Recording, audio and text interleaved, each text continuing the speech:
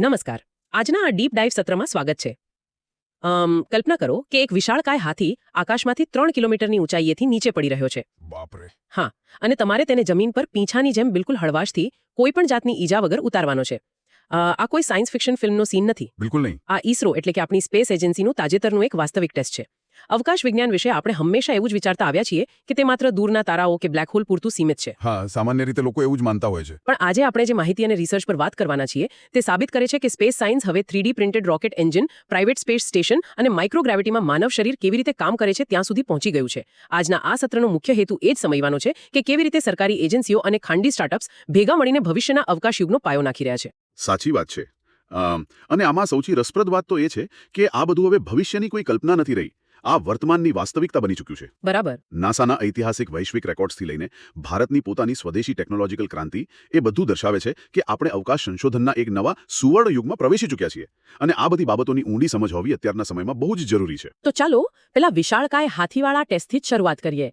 હું ભારતના અત્યંત મહત્વાકાંક્ષી ગગનયાન મિશનના રિપોર્ટ્સ વાંચતી હતી. હા. તેમાં એવું હતું કે ઈસરો દ્વારા તાજેતરમાં જ બીજો ઇન્ટિગ્રેટેડ એર ડ્રોપ ટેસ્ટ કરવામાં આવ્યો, જેને IADT-02 કહેવાય છે. હા, IADT-02 એ બહુ જ ક્રિટિકલ ટેસ્ટ હતો. આ ટેસ્ટમાં 5.7 ટન વજનના એક સિમ્યુલેટેડ ક્રૂ મોડ્યુલને ભારતીય વાયુસેનાના ચિનુક હેલિકોપ્ટર દ્વારા છેક 3 કિલોમીટરની ઊંચાઈએથી નીચે પડતો મૂકવામાં આવ્યો.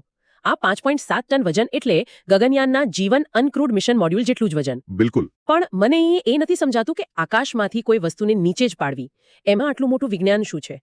પેરેશૂટ ખુલે એટલે વસ્તુ નીચે આવી જાય. એમાં આટલું મોટું ટેસ્ટ કરવાની શું જરૂર પડે?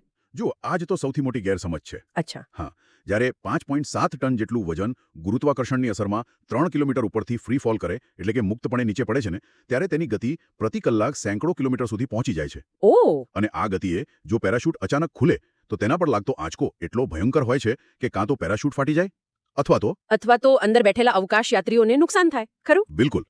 એ આંચકાથી જ તેમના શરીર કચડાઈ શકે છે. એટલે આ IADT-02 ટેસ્ટનો મુખ્ય ઉદ્દેશ્ય માત્ર પેરાશૂટ ખોલવાનો ન હતો, પરંતુ ડિકેલરેશન સિસ્ટમ એટલે કે ગતિને તબક્કાવાર રીતે ધીમી પાડવાના મિકેનિઝમને ચકાસવાનો હતો. એટલે સીધું જ મોટું પેરાશૂટ નથી ખોલતા? ના, જરાય ને.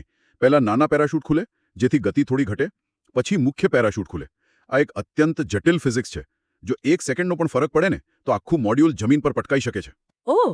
એટલે આ માત્ર કાપડના ટુકડાની વાત નથી, પણ ગતિ ઉર્જા એટલે કે કાઇનેટિક એનર્જીને કંટ્રોલ કરવાની વાત છે. આ ખરેખર અદ્ભુત છે. હા, સાયન્સની દ્રષ્ટિએ આ બહુ મોટું પગલું છે. પણ આટલા વજનદાર મોડ્યુલને અંતરિક્ષમાં મોકલવું એ પણ કંઈ નાની વાત તો નથી ને. મેં વાંચ્યું કે ઈસરોએ તમિલનાડુના મહેન્દ્રગિરી ખાતે CE-20 ક્રાયોજેનિક એન્જિનનો સી લેવલ હોટ ટેસ્ટ પણ કર્યો છે. હા, એ પણ બહુ જ મહત્વના સમાચાર હતા. આ એન્જિન 22 ટનનું ઉન્નત થ્રસ્ટ જનરેટ કરે છે, જે ભવિષ્યના LVM-3 મિશનની પેલોડ ક્ષમતા વધારશે. પણ મને એ કહો કે આ ક્રાયોજેનિક ટેકનોલોજી આટલી જટિલ કેમ મનાય છે? અન્ય એન્જિન કરતાં આ કઈ રીતે અલગ છે? જો ક્રાયોજેનિક એન્જિનને તમે રોકેટ સાયન્સનું બ્રહ્માસ્ત્ર કહી શકો. બ્રહ્માસ્ત્ર? હા. આને સમજવા માટે એક કલ્પના કરો. ધારો કે તમારી એક અત્યંત દગદગતી ભઠ્ઠી છે. એને બરાબર અંદર એક બરફનો ટુકડો પીગળ્યા વગર સાચવી રાખવાનો છે. અરે, એ તો અશક્ય લાગે. બરાબર. પણ કંઈક આવું જ ક્રાયોજેનિક એન્જિનમાં થાય છે. આમાં બળતણ તરીકે પ્રવાહી ઓક્સિજન અને પ્રવાહી હાઇડ્રોજનનો ઉપયોગ થાય છે, જેને અત્યંત નીચા તાપમાને એટલે કે -250 ડિગ્રી સેલ્સિયસ આસપાસ રાખવા પડે છે. અને એ જ સમયે જ્યારે આ બળતણ એન્જિનમાં બળે છે ને, ત્યારે ત્યાં તાપમાન હજારો ડિગ્રી પહોંચી જાય છે. ઓહ વાહ! એટલે -250 થી લઈને હજારો ડિગ્રીનું તાપમાન એક જ જગ્યાએ? હા, એક જ મશીનમાં આ બે અત્યંત વિરોધી પરિસ્થિતિઓને બેલેન્સ કરવા એ એન્જિનિયરિંગની ચરમસીમા છે. 22 ટનનો થ્રસ્ટ મળવાથી હવે ભારત વધુ ભારે ઉપગ્રહો અને ગગનયાન માટે મોટા મોડ્યુલ લોન્ચ કરી શકશે. મશીનરી કેટલી શક્તિશાળી બની રહી છે સાંભળીને જ રોમાંચ થાય છે. પણ અહીં મને એક બીજો વિચાર આવતો હતો. રોકેટ ગમે તેટલું મજબૂત હોય, માણસનું શરીર અંતરિક્ષ માટે તો નથી જ બનેલું ને? હા, એ તો છે. આપણા હાડકાં અને સ્નાયુઓ તો પૃથ્વી પર રહેવા ટેવાયેલા છે. તો એના માટે શું તૈયારી છે? તમે બિલકુલ સાચો મુદ્દો પકડ્યો. અને આ જ કારણ છે કે ઈસરો અને એમ્સ નવી દિલ્હી વચ્ચે સ્પેસ મેડિસિન સંશોધન માટે એક અત્યંત મહત્વપૂર્ણ કરાર સાઇન કરવામાં આવ્યો છે, જેને આપણે MOU કહીએ છીએ. સ્પેસ મેડિસિન એટલે કે અંતરિક્ષ માટેની એક અલગ જ ડોક્ટરી વિદ્યા? બિલકુલ. કારણ કે માઇક્રોગ્રેવિટીમાં એટલે કે જ્યાં ગુરુત્વાકર્ષણ સાવ નહિવત છે, ત્યાં આપણું શરીર સાવ અલગ રીતે વર્તે છે. કેવી રીતે? કોઈ ઉદાહરણ આપો ને. દાખલા તરીકે, પૃથ્વી પર આપણું હૃદય સતત ગુરુત્વાકર્ષણની વિરુદ્ધ જઈને માથા સુધી લોહી પહોંચાડવા માટે ધબકતું હોય છે. બરાબર. પણ અવકાશમાં તો ગુરુત્વાકર્ષણ હોતું જ નથી. છતાં હૃદય તો એ જ તાકાતથી પંપ કરે છે. પરિણામે અવકાશયાત્રીઓના ચહેરા પર સોજા આવી જાય છે અને પગ પાતળા થઈ જાય છે. બાપરે, આવું થાય છે? હા, અને આ ઉપરાંત વજન ન ઉઠાવવાને કારણે હાડકાની ઘનતા એટલે કે બોન ડેન્સિટી પણ ઝડપથી ઘટવા લાગે છે. એટલે એઇમ્સ સાથે મળીને ઇસરો હવે માઇક્રોગ્રેવિટીમાં ન્યુરોસાયન્સ, પોષણ અને રોગ પ્રતિકારક શક્તિમાં થતા ફેરફારોનો અભ્યાસ કરશે. અચ્છા.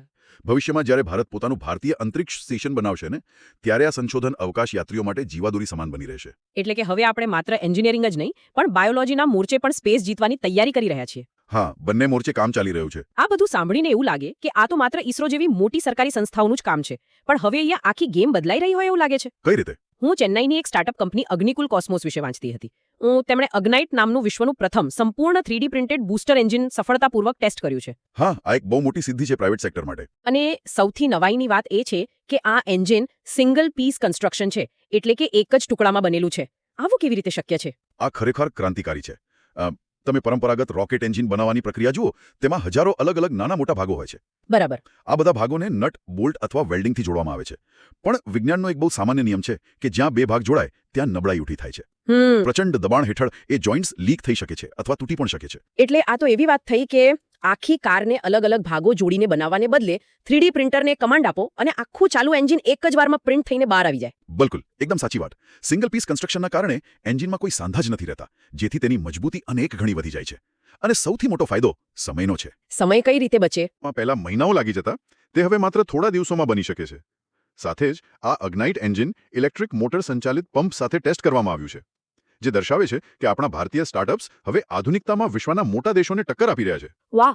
અને માત્ર રોકેટ જ નહીં, સેટેલાઇટ એટલે કે ઉપગ્રહોની દુનિયામાં પણ આ સ્ટાર્ટઅપ્સનો દબદબો જોવા મળી રહ્યો છે. હા, સેટેલાઇટમાં પણ ઘણું કામ થઈ રહ્યું છે. હૈદરાબાદના 2 સ્ટાર્ટઅપ્સ છે, ટેકમી ટુ સ્પેસ અને ઇઓન સ્પેસ લેબ્સ. તેમણે ભેગા મળીને ઇસરોના PSLV રોકેટ માટે માત્ર 14 કિલો વજનનો મિની અર્થ ઓબ્ઝર્વેશન સેટેલાઇટ બનાવ્યો છે. માત્ર 14 કિલો. હા, આ સાંભળવામાં બહુ નાનું લાગે. પહેલા તો આપણે એવું જ સાંભળતા કે સેટેલાઇટ તો એક મોટી બસ જેવડા હોય. આ તો જાણે એક નાની બ્રીફકેસ જેવડો સેટેલાઇટ થયો કહેવાય. હા, અને ટેકનોલોજીની ભાષામાં મિનિએચરાઇઝેશન કહે છે. જેમ આપણા હાથમાં રહેલા સ્માર્ટફોન અત્યંત પાવરફુલ બની ગયા છે, બસ એવી જ રીતે સેન્સર અને કેમેરાની સાઇઝ હવે નાની થઈ ગઈ છે અને તેમની ક્ષમતા વધી ગઈ છે. એટલે નાના પેકેજમાં મોટી તાકાત. બિલકુલ. આ 14 કિલોનો સેટેલાઇટ સંરક્ષણ અને વ્યાપારી ઉપયોગ માટે ખૂબ જ સસ્તા દરે ડેટા પૂરો પાડી શકે છે. આનાથી સ્પેસ ટેકનોલોજી હવે નાના ઉદ્યોગો માટે પણ સુલભ બની છે. આ વ્યાપારીકરણની વાત આવે એટલે મને NSIL એટલે કે ન્યૂ સ્પેસ ઇન્ડિયા લિમિટેડ યાદ આવે છે. રિસર્ચ દર્શાવે છે કે હૈદરાબાદ સ્થિત Dhruva space grade solar panels બનાવવા માટે ધ્રુવ સ્પેસ અને ગેલેક્સાઈ નામની કંપની પોતાની sync fused opto SAR satellite ઇમેજરીને વૈશ્વિક સ્તરે વેચવા માટે NSIL સાથે ભાગીદારી કરી રહી છે. આનો અર્થ તો એવો થયો ને કે NSIL હવે વૈશ્વિક માર્કેટમાં ભારતીય સ્પેસ ટેકનોલોજી માટે એક પાવરફુલ સેલ્સ પર્સન બની ગયું છે. હા, અને આ બહુ જ મોટી વ્યૂહાત્મક શિફ્ટ છે. એટલે અત્યાર સુધી ભારત મોટાભાગે અન્ય દેશો પાસેથી સ્પેસ ટેકનોલોજી ખરીદતું હતું. આકાશમાં વાપરી શકાય તેવી સોલર પેનલ ભારતમાં બનાવે છે અને NSIL તેને આખી દુનિયાની સ્પેસ એજન્સીઓને વેચે છે. ગેલેક્સાઈનો જે ડેટા છે તે વિશ્વના અન્ય દેશો ખેતી, હવામાન અને સંરક્ષણ માટે ખરીદી શકે છે. એટલે ભારત હવે ગ્લોબલ સ્પેસ સપ્લાય ચેનનું એક બહુ મહત્વનું કેન્દ્ર બની રહ્યું છે. આ પ્રગતિ જોઈને ખરેખર ગૌરવ થાય. પણ જ્યારે આપણે વૈશ્વિક સ્તરે નજર કરીએ ને તો ત્યાં જે સિદ્ધિઓ હાંસલ થઈ રહી છે તે મગજ ચક્રાવે ચડાવી દે તેવી છે. હા, વૈશ્વિક સ્તરે તો બહુ જ મોટા પ્રોજેક્ટ્સ ચાલી રહ્યા છે. નાસાના આર્ટેમિસ 2 મિશનની જ વાત લઈએ. આ મિશને પૃથ્વીથી માનવો દ્વારા મુસાફરી કરાયેલ સૌથી વધુ અંતરનો રેકોર્ડ તોડી નાખ્યો છે. ઓરિયન સ્પેસક્રાફ્ટ 4 અવકાશયાત્રીઓને લઈને 252,752 માઇલ દૂર સુધી પહોંચ્યું અને 1970ના એપોલો 13નો રેકોર્ડ તોડ્યો. હા, એ બહુ મોટી ન્યૂઝ હતી. અહીં મને એક મોટો સવાલ થાય છે. આપણે 1969-70માં ચંદ્ર સુધી તો પહોંચી જ ગયા હતા, જ્યારે કોમ્પ્યુટર આજની સરખામણીમાં એક સામાન્ય કેલ્ક્યુલેટર કરતાં પણ નબળા હતા. બરાબર છે. તો આજે આપણી પાસે આર્ટિફિશિયલ ઇન્ટેલિજન્સ છે, આટલા શક્તિશાળી રોકેટ છે, છતાં 50 વર્ષથી વધુ સમય માત્ર એક રેકોર્ડ તોડવામાં અને થોડા વધુ માઇલ દૂર જવામાં કેમ લાગ્યો? આ તો જાણે વિજ્ઞાન રિવર્સ ગિયરમાં ચાલતું હોય એવું નથી લાગતું? જો, તમારો આ સંદેહ એકદમ વ્યાજબી છે અને ઘણા લોકો આવું જ વિચારતા હોય છે, પણ હકીકત થોડી અલગ છે. એ કેવી રીતે? એપોલો મિશન જે હતું ને એ એક સ્પ્રિન્ટ હતી. કોલ્ડ વોરના સમયમાં અમેરિકાએ માત્ર એ સાબિત કરવાનું હતું કે અમે રશિયા કરતા પહેલા ચંદ્ર પર જઈને પાછા આવી શકીએ છીએ. અચ્છા, એટલે એ માત્ર રેસ જીતવા પૂરતું હતું. બિલકુલ. પણ ત્યારબાદ નાસાનું ધ્યાન પૃથ્વીની નજીકની કક્ષામાં એટલે કે લો અર્થ ઓર્બિટમાં શટલ પ્રોગ્રામ અને ઇન્ટરનેશનલ સ્પેસ સ્ટેશન બનાવવા પર કેન્દ્રિત થઈ ગયું. આપણે એ શીખી રહ્યા હતા કે માણસ અવકાશમાં 6 મહિના કે 1 વર્ષ કેવી રીતે જીવી શકે છે. એટલે કે પહેલા આપણે માત્ર ત્યાં જઈને ધ્વજ ફરકાવીને પાછા આવતા હતા, પણ હવે આપણે ત્યાં લાંબો સમય ટકવાનું વિજ્ઞાન શીખી રહ્યા છીએ. એક્ઝેક્ટલી. આર્ટેમિસ મિશનનો ઉદ્દેશ્ય માત્ર ચંદ્ર પર આંટો મારી આવવાનો નથી. આપણે ચંદ્ર પર એક કાયમી બેઝ બનાવવાની તૈયારી કરી રહ્યા છીએ. કાયમી બેઝ ચંદ્ર પર? હા, જેનો ઉપયોગ ભવિષ્યમાં મંગળ ગ્રહ પર જવા માટે એક હાઈવે તરીકે થશે એટલા માટે આ વખતે વપરાતી ટેકનોલોજી અને સુરક્ષાના માપદંડો એપોલો કરતાં અનેક ગણા ઉચ્ચ અને જટિલ છે. હવે સમજાયું. અને જ્યારે અવકાશમાં કાયમી વસવાટની વાત થાય છે ને ત્યારે એક બીજા મોટા સમાચાર પર નજર જાય છે. કયા સમાચાર? વાસ્ટ સ્પેસ નામની એક પ્રાઇવેટ એરોસ્પેસ કંપની છે. તેમણે 2027માં સ્પેસએક્સના રોકેટનો ઉપયોગ કરીને ઇન્ટરનેશનલ સ્પેસ સ્ટેશન પર પોતાનું પ્રથમ મિશન મોકલવા નાસા સાથે કરાર કર્યો છે. હા, વાસ્ટ સ્પેસનો પ્રોજેક્ટ. અને તેઓ હેવન 1 નામનું વિશ્વનું પ્રથમ વ્યાપારી એટલે કે કોમર્શિયલ અવકાશ સ્ટેશન પણ બનાવી રહ્યા છે. મતલબ એક પ્રાઇવેટ કંપની પોતાનું આખું સ્પેસ સ્ટેશન બનાવી રહી છે. આ કેવી રીતે શક્ય છે? આને તમે ઓર્બિટલ ઇકોનોમિક્સ સમજી શકો.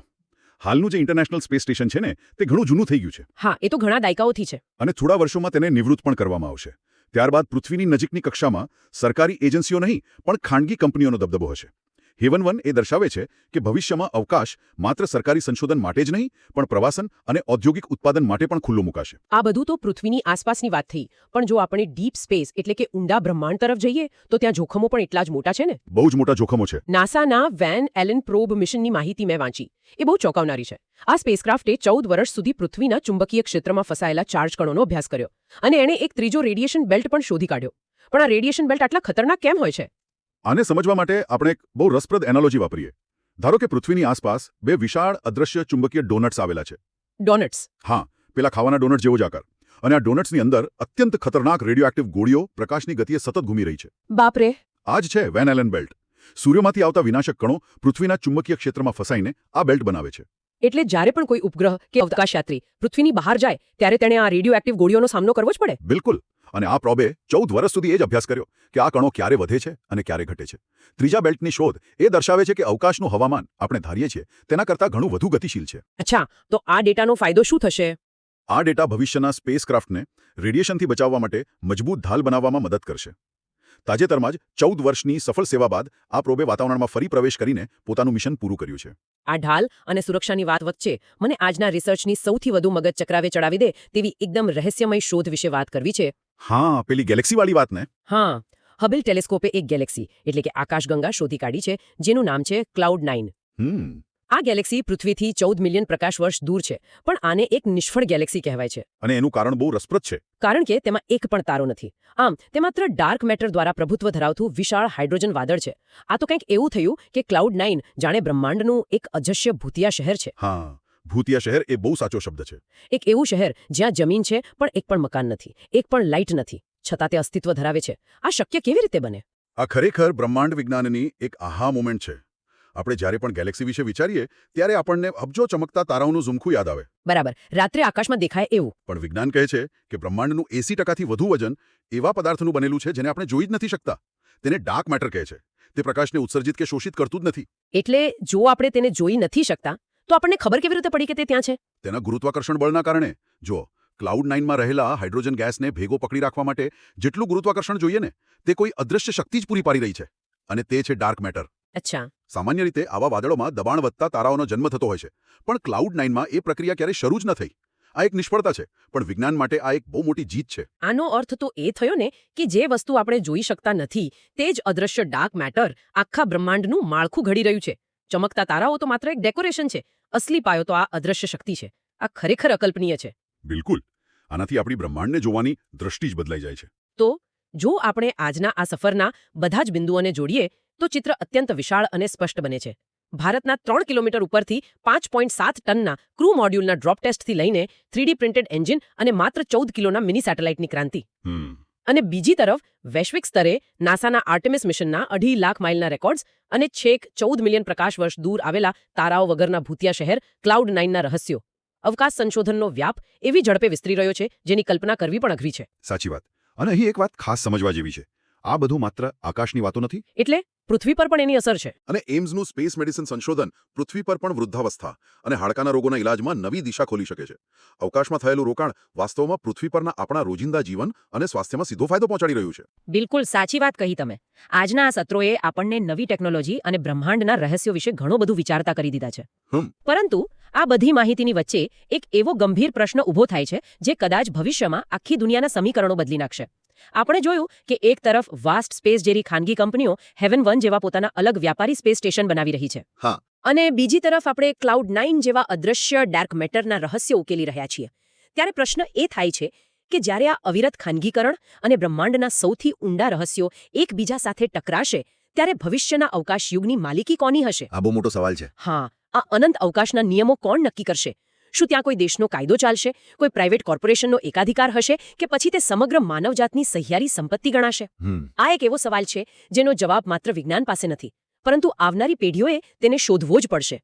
આ જ એક ઊંડા વિચાર સાથે આપણે આજની આ રોમાંચક ચર્ચા અહીં જ પૂરી કરીએ છીએ. ફરી મળીશું નવી ડીપ ડાઇવ સાથે. કલ્પના કરો કે સામે પડેલી ગુજરાતી થાળી કે કોઈ વાનગીનો માત્ર એક ફોટો પાડો છો અને તરત જ એક અદ્રશ્ય સિસ્ટમ કહે છે કે આમાં કેટલી કેલરી છે. બિલકુલ. અને માત્ર કેલરીઝ નહીં, એ જ સિસ્ટમ બેકગ્રાઉન્ડમાં એ પણ ગણતરી કરે છે કે આવતા વર્ષે આ અનાજ ઉગાડવા માટે રાજ્યના ખેડૂતો પાસે પૂરતું પાણી હશે કે કેમ. સાચી વાત છે. અને આ બધો ડેટા સાચવવા કેટલી વીજળી વપરાશે એ પણ. અરે, આ કોઈ સાયન્સ ફિક્શન ફિલ્મની વાર્તા નથી, પણ આજની વાસ્તવિકતા છે. એક્ઝેક્ટલી. અને આ જ બાબત આજના યુગને પહેલાની ટેકનોલોજીથી અલગ પાડે છે. આર્ટિફિશિયલ ઇન્ટેલિજન્સ એટલે કે એઆઈ હવે માત્ર એક ચેટબોટ નથી રહ્યું, તે એક ઓટોમેટિક એજન્ટ બની ગયું છે. રાઈટ. તો આજના આ વિશેષ ડીપ ડાઇવ સત્રમાં સ્વાગત છે. આજે આપણું મિશન છે ગ્લોબલ આર્ટિફિશિયલ ઇન્ટેલિજન્સ ઇનોવેશન્સ અને ડેવલપમેન્ટ્સનું ઊંડાણપૂર્વક વિશ્લેષણ કરવું. અને આ ચર્ચા માટે આપણો મુખ્ય સ્ત્રોત છે હિતેશ સારથી કરંટ અફેર્સ નોટ્સ, જે સ્પર્ધાત્મક પરીક્ષાઓ ખાસ કરીને યુપીએસસી અને જીપીએસસીની તૈયારી માટે ખૂબ જ મહત્વપૂર્ણ છે. બિલકુલ. આપણે માત્ર સમાચાર નથી વાંચવાના, આપણે દરેક એઆઈ ઘટના પાછળનું વિજ્ઞાન અને તેને સ્ટેટિક સિલેબસ સાથે કેવી રીતે જોડવું તે સમજવાનું છે. હા, કારણ કે પ્રિલિમ્સના વિજ્ઞાન અને ટેકનોલોજી વિભાગથી લઈને મેઇન્સના ઈ ગવર્નન્સના પેપર સુધી આ વિષય બધે જ પથરાયેલો છે. તો ચલો એકદમ પાયાથી શરૂઆત કરીએ. રોજિંદા જીવનમાં આ ટેકનોલોજી કેવી રીતે પ્રવેશી ચૂકી છે? હિતેશ સારથી નોટ્સમાં સૌથી પહેલો ઉલ્લેખ મેટાના મ્યુઝ સ્પાર્કનો છે. અચ્છા, પેલું સુપર ઇન્ટેલિજન્સ લેબ્સ વાળું. હા, એ જ, જે ખોરાકની છબીઓ પરથી કેલરી માપે છે. હવે મને એ વિચાર આવતો હતો કે લાઈક એક મશીન માત્ર ફોટો જોઈને કેલરી કેવી રીતે માપી શકે? આની પાછળનું મિકેનિઝમ શું છે? હું સમજાવું. સામાન્ય રીતે કમ્પ્યુટર ફોટાને માત્ર પિક્સલ્સના સમૂહ તરીકે જુએ છે, પરંતુ આ મ્યુઝ સ્પાર્કમાં કમ્પ્યુટર વિઝન અને ડીપ લર્નિંગનો ઉપયોગ થાય છે. ઓકે. એટલે જ્યારે ફોટો પાડીએ ત્યારે એઆઈ સૌથી પહેલા પ્લેટમાં રહેલી અલગ અલગ વસ્તુઓની કિનારીઓ ઓળખે છે, પછી પોતાના લાખો ફોટોઓના ડેટાબેઝ સાથે સરખામણી કરે છે. ઓ વાવ! એટલે એ સમજી જાય છે કે આ રોટલી છે અને આ પનીર છે. બિલકુલ. અને ત્યારબાદ તે વાનગીના કદનો અંદાજ લગાવીને ન્યુટ્રિશનલ ડેટાબેઝમાંથી સેકન્ડોમાં ગણતરી કરી લે છે. મતલબ આ માત્ર ગૂગલ સર્ચ નથી, આ એક જટિલ વિશ્લેષણ છે. એક્ઝેક્ટલી. આ તો પર્સનલ હેલ્થની વાત થઈ, પણ નોટ્સમાં એક બીજું બહુ જ રસપ્રદ નામ છે પરપ્લેક્સિટી એઆઈ એજન્ટ, જે મેક મિની પર કામ કરતો પર્સનલ કમ્પ્યુટર એજન્ટ છે. રાઈટ. આ બહુ ચર્ચામાં છે અત્યારે. હા, અને નોટ્સ મુજબ તે જાતે જીમેલ ડ્રાફ્ટ કરે છે, ફાઇલો મેનેજ કરે છે, અને તે ક્લોડ અને જેમિની જેવા મોડલ્સનું સંયોજન છે. તો શું ભવિષ્યમાં આપણે જાતે ઈમેલ લખવાની જરૂર જ નહીં પડે? જુઓ, આમાં એક બહુ મોટો તફાવત સમજવાનો છે. અત્યાર સુધી આપણે જે વાપરતા હતા, જેમ કે ચેટ જીપીટી, એ ચેટબોટ્સ હતા. એ માત્ર ટેક્સ્ટ આપે. હા, તમારે તેને કોપી કરીને સેન્ડ જાતે કરવો પડે.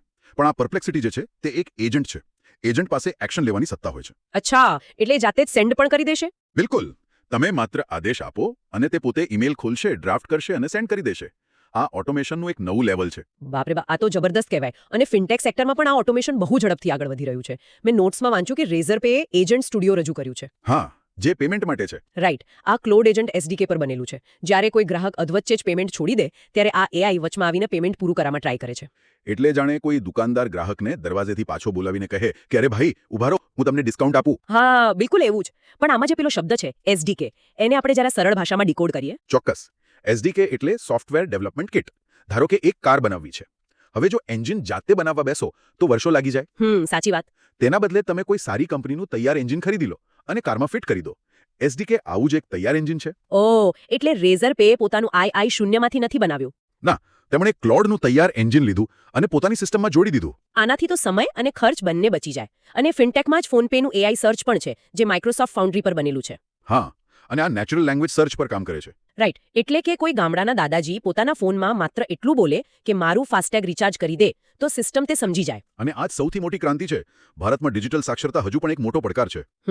નેચરલ લેંગ્વેજ સર્ચનો અર્થ એ છે કે આપણે મશીનની ભાષા શીખવાની જરૂર નથી, મશીન આપણી બોલચાલની ભાષા સમજી રહ્યું છે. જેથી ફાઇનાન્શિયલ ઇન્ક્લુઝન વધશે. બિલકુલ. પણ આ બધું સાંભળીને મને એક ડર પણ લાગે છે. જો પેલો પરપ્લેક્સિટી એજન્ટ આપણો અદ્રશ્ય અસિસ્ટન્ટ છે અને રેઝર પેનું એઆઈ એ ચતુર સેલ્સમેન છે. તમારો ઈશારો હું સમજી રહ્યો છું.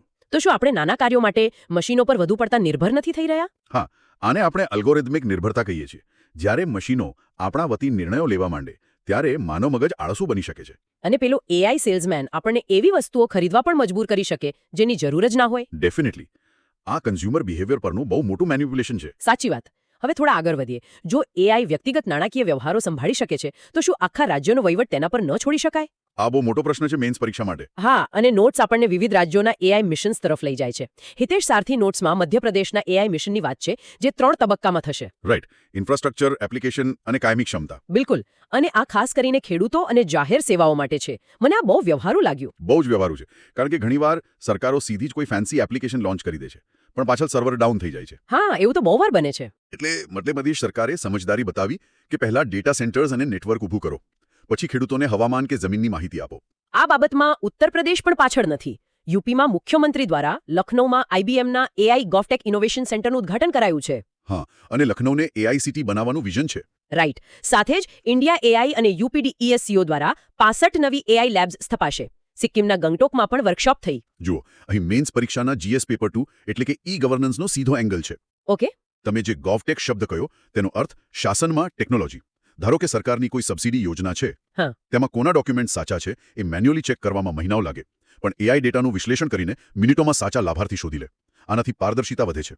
પણ મને અહીં એક મૂંઝવણ થાય છે. આ તો એવી વાત થઈ કે ધૂળ ખાતી જૂની સરકારી ફાઇલોને અચાનક સુપર કમ્પ્યુટરની સ્પીડ આપવી. હા, એ બહુ મોટો કોન્ટ્રાસ્ટ છે. શું આપણી સરકારી વ્યવસ્થા આ ફેરફારને અપનાવી શકશે? ડિજિટલ સાક્ષરતાનો અભાવ એ મોટો પડકાર નથી? એક્ઝેક્ટલી. ગ્રાઉન્ડ રિયાલિટી એ જ છે.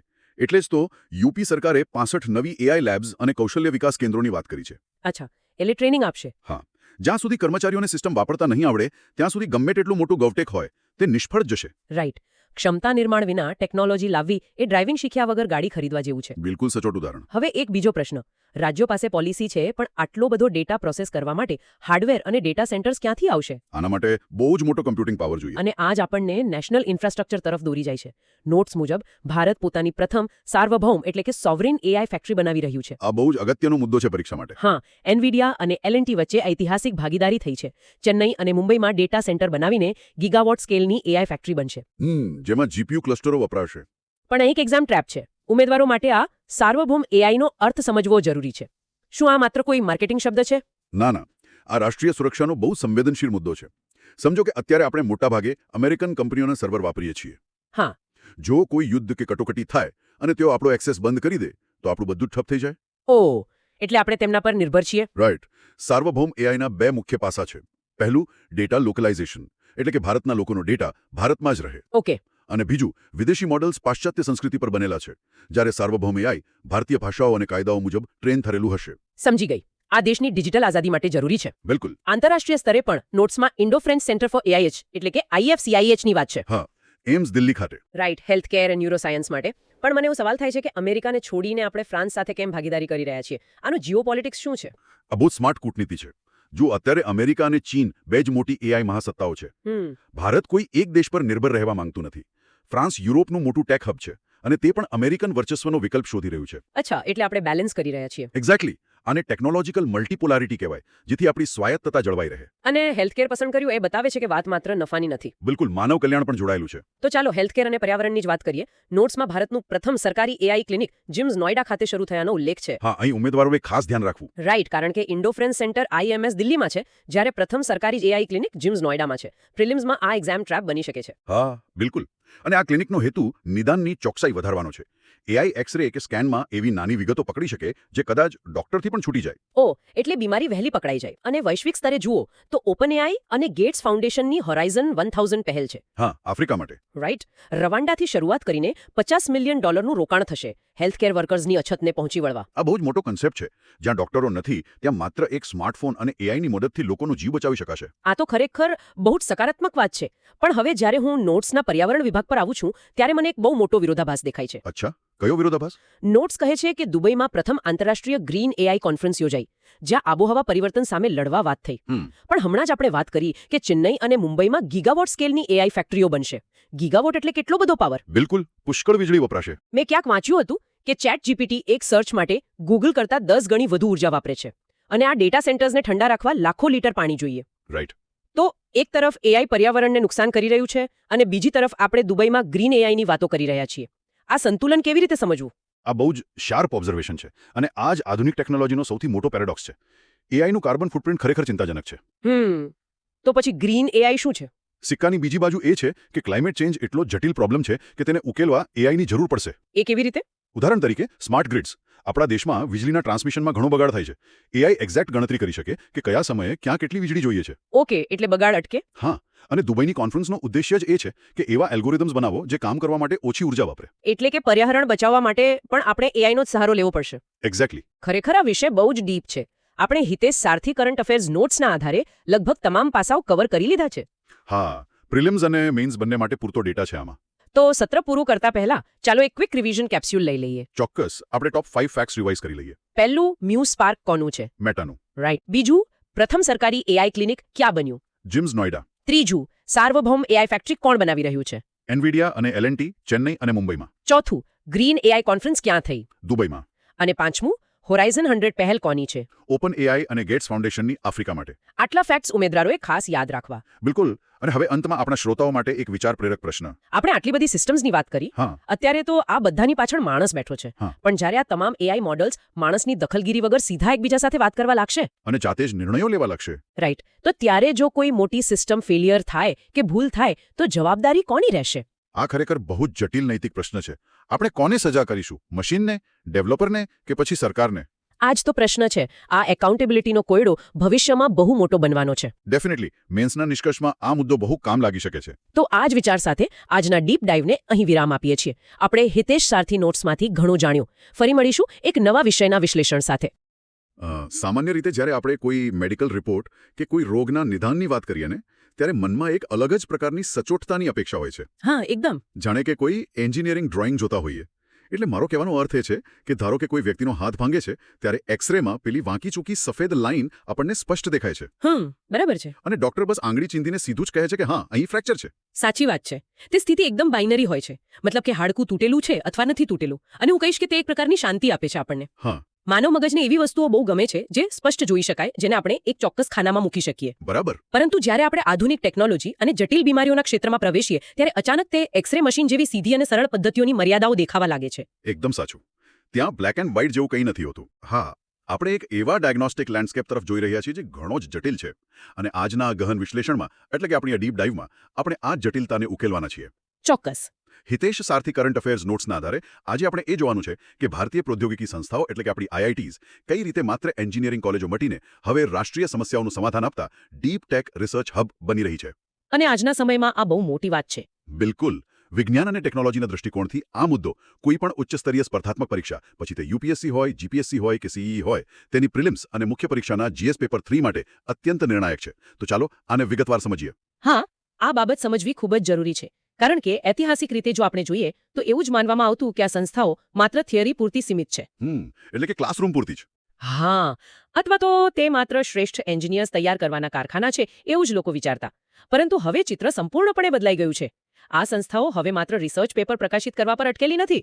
તો હવે તેઓ શું કરી રહ્યા છે? તેમના સંશોધનો હવે લેબોરેટરીની બહાર આવી રહ્યા છે અને વ્યાપારીકરણ એટલે કે કોમર્શિયલાઇઝેશન તરફ તેજ ગતિએ આગળ વધી રહ્યા છે, જે સમાજને સીધો ફાયદો કરે. અરે વાહ! આનો સૌથી રોમાંચક પુરાવો આપણને આરોગ્ય અને બાયોટેકનોલોજી ક્ષેત્રે જોવા મળે છે. હિતેશ સારથી કરંટ અફેર્સ નોટ્સમાં આઈઆઈટી જોધપુરના એક અત્યંત નવીન રિસર્ચનો સ્પષ્ટ ઉલ્લેખ છે.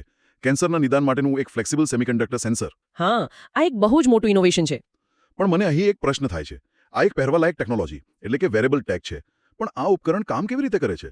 શું આપણે કાંડા પર જે પેલી સ્માર્ટ વોચ અથવા ફિટનેસ ટ્રેકર પહેરીએ છીએ તેના જેવું છે?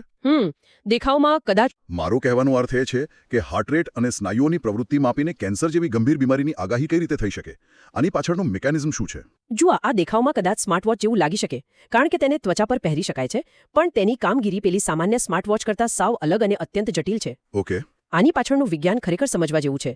જ્યારે શરીરમાં કેન્સરની ગાંઠ એટલે કે ટ્યુમર વિકસાવવાની શરૂઆત થાય છે ત્યારે કોષોના અસાધારણ વિકાસને કારણે શરીરના મેટાબોલિઝમ પર એક ભારે તણાવ આવે છે. એટલે શરીર અંદરથી લડવાનું શરૂ કરે છે. બરાબર. અને આ મેટાબોલિક તણાવની સીધી અસર શરીરના જ્ઞાનતંતુઓ અને સ્નાયુઓ પર પડે છે. અચ્છા, એટલે કે શરીરની આંતરિક સિસ્ટમ અજાણતા જ કંઈક ખોટું થઈ રહ્યું છે તેવા સંકેતો આપવાનું શરૂ કરી દે છે. બિલકુલ સાચું પકડ્યું. આ તણાવ હૃદયના ધબકારાની લય અને સ્નાયુઓની સૂક્ષ્મ ઇલેક્ટ્રિકલ પ્રવૃત્તિઓમાં એવા ઝીણા અને અદૃશ્ય ફેરફારો લાવે છે જેને કોઈ સામાન્ય તબીબી ઉપકરણ કે પછી આપણે પહેલા વાત કરી એ એક્સરે પકડી શકતા નથી. એટલે એ એટલા સૂક્ષ્મ હોય છે. હા, અને અહીં જ આઈઆઈટી જોધપુરનું આ ફ્લેક્સિબલ સેમિકન્ડક્ટર સેન્સર કામમાં આવે છે.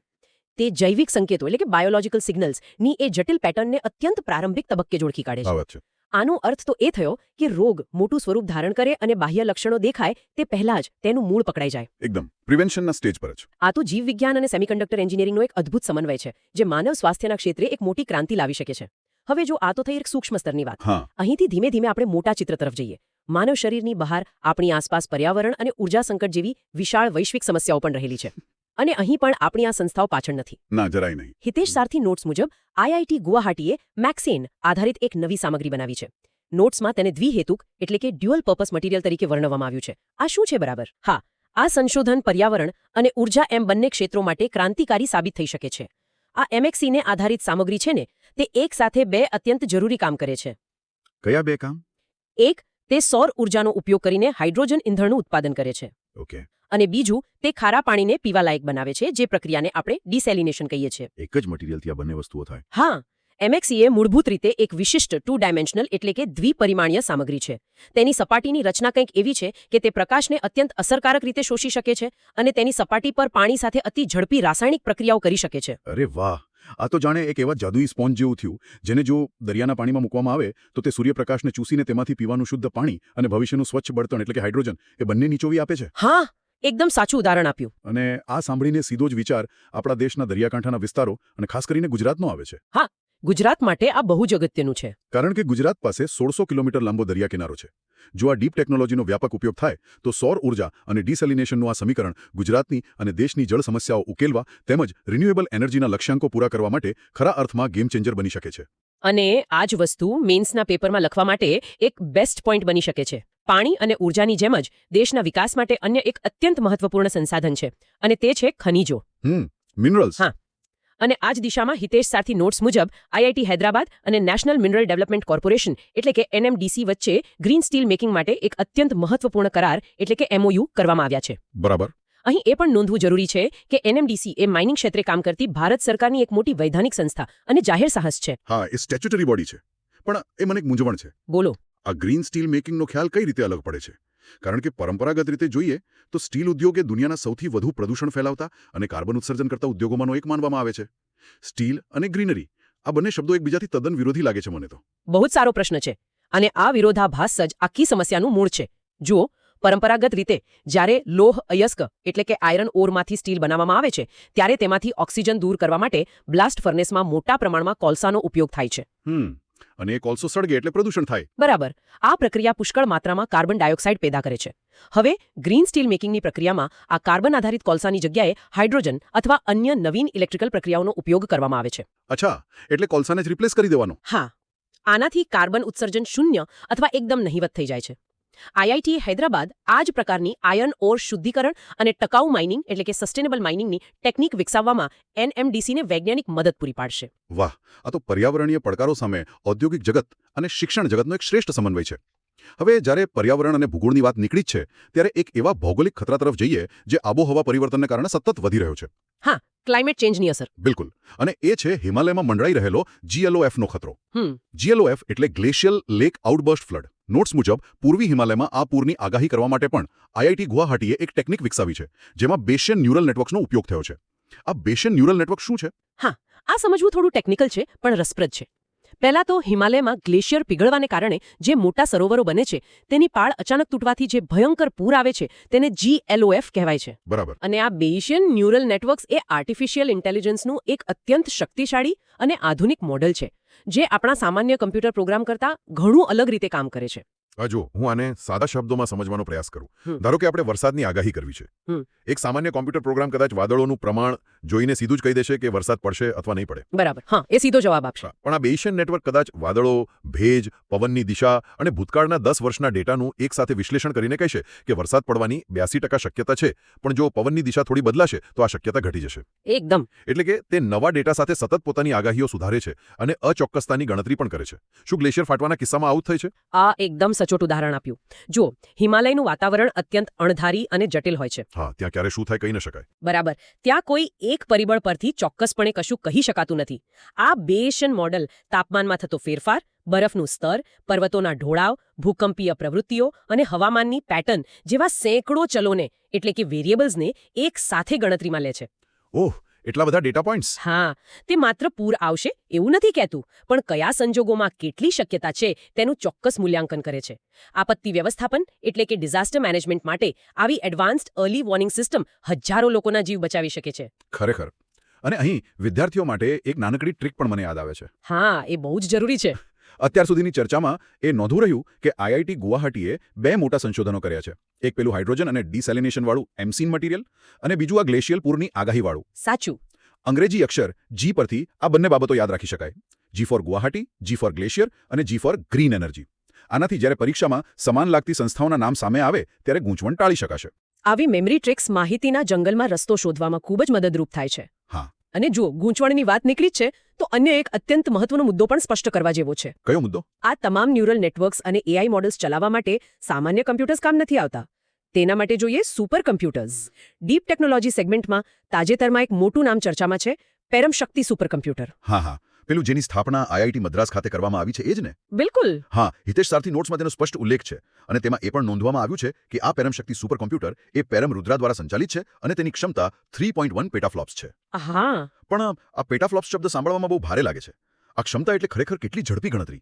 જો કમ્પ્યુટિંગની ભાષામાં ફ્લોપ્સ એટલે ફ્લોટિંગ પોઈન્ટ ઓપરેશન્સ પર સેકન્ડ, ઓકે. અને એક પેટાફ્લોપ એટલે એક સેકન્ડમાં 1 ક્વોડ્રિલિયન ગણતરીઓ. ક્વોડ્રિલિયન? હા, એટલે કે એકના આંકડા પાછળ 15 શૂન્ય લગાવીએ તેટલી ગણતરીઓ. બાપ રે, 15 શૂન્ય? હા, તો 3.1 પેટાફ્લોપ્સ એટલે આ મશીન આંખના પલકારામાં અબજો અને ખરબો ગણતરીઓ એકસાથે કરી શકે છે. જ્યારે આપણે હવામાનનું મોડલિંગ કરતા હોઈએ, જનીનક્રમ એટલે કે ડીએનએ સિક્વન્સિંગ કરતા હોઈએ અથવા સૈન્ય માટે કોઈ સંકેત લિપિ ઉકેલતા હોઈએ ત્યારે ડેટાનો એક મહાસાગર હોય છે. અને એ ડેટાને પ્રોસેસ કરવા આટલી ઝડપ અનિવાર્ય છે. બિલકુલ. અને અહીં ઉમેદવારોએ ખાસ ધ્યાન એ રાખવાનું છે કે હાર્ડવેર સુવિધાનું નામ પેરામ શક્તિ છે અને તેની પાછળની જે ઓપરેટિંગ સિસ્ટમ કે માળખું છે તે પેરામ રુદ્ર છે અને તે આઈઆઈટી મદ્રાસમાં છે, બોમ્બેમાં નહીં. બરાબર છે. પણ આ માત્ર આંકડાઓ કે મશીનોની રમત નથી લાગતી મને તો. આની પાછળ એક બહુ મોટી આંતરરાષ્ટ્રીય અને ભૌગોલિક રાજકીય એટલે કે જીઓપોલિટિકલ રમત પણ છે. હા, 100%. સંપૂર્ણ ભારતમાં બનેલું આવું સુપર કમ્પ્યુટર હોવું એ કોઈ સામાન્ય સિદ્ધિ નથી. આ ભારતની વ્યૂહાત્મક સ્વાયત્તતા, જેને આપણે સ્ટ્રેટેજિક ઓટોનોમી કહીએ છીએ, તેને જબરદસ્ત રીતે સુનિશ્ચિત કરે છે. આ તો ખરી વાત છે. ડેટા એ આજની દુનિયાનું સૌથી મોટું શસ્ત્ર છે. રાષ્ટ્રીય સુરક્ષાના ડેટા પ્રોસેસિંગ અને સંશોધન માટે હવે આપણે પશ્ચિમી દેશોની ટેકનોલોજી કે તેમના સર્વર્સ પર નિર્ભર રહેવાની જરૂર નથી. એકદમ સાચું. આ જ સાચા અર્થમાં આત્મનિર્ભર ભારતની ઓળખ છે. પરંતુ આટલી બધી ડીપ ટેકનોલોજી અને સંશોધનો લેબોરેટરીમાં થઈ તો રહ્યા છે, પણ તેને સામાન્ય લોકો સુધી પહોંચાડવા માટે માત્ર મશીનો નહીં, યોગ્ય નીતિઓની પણ જરૂર પડે ને? ચોક્કસ પડે.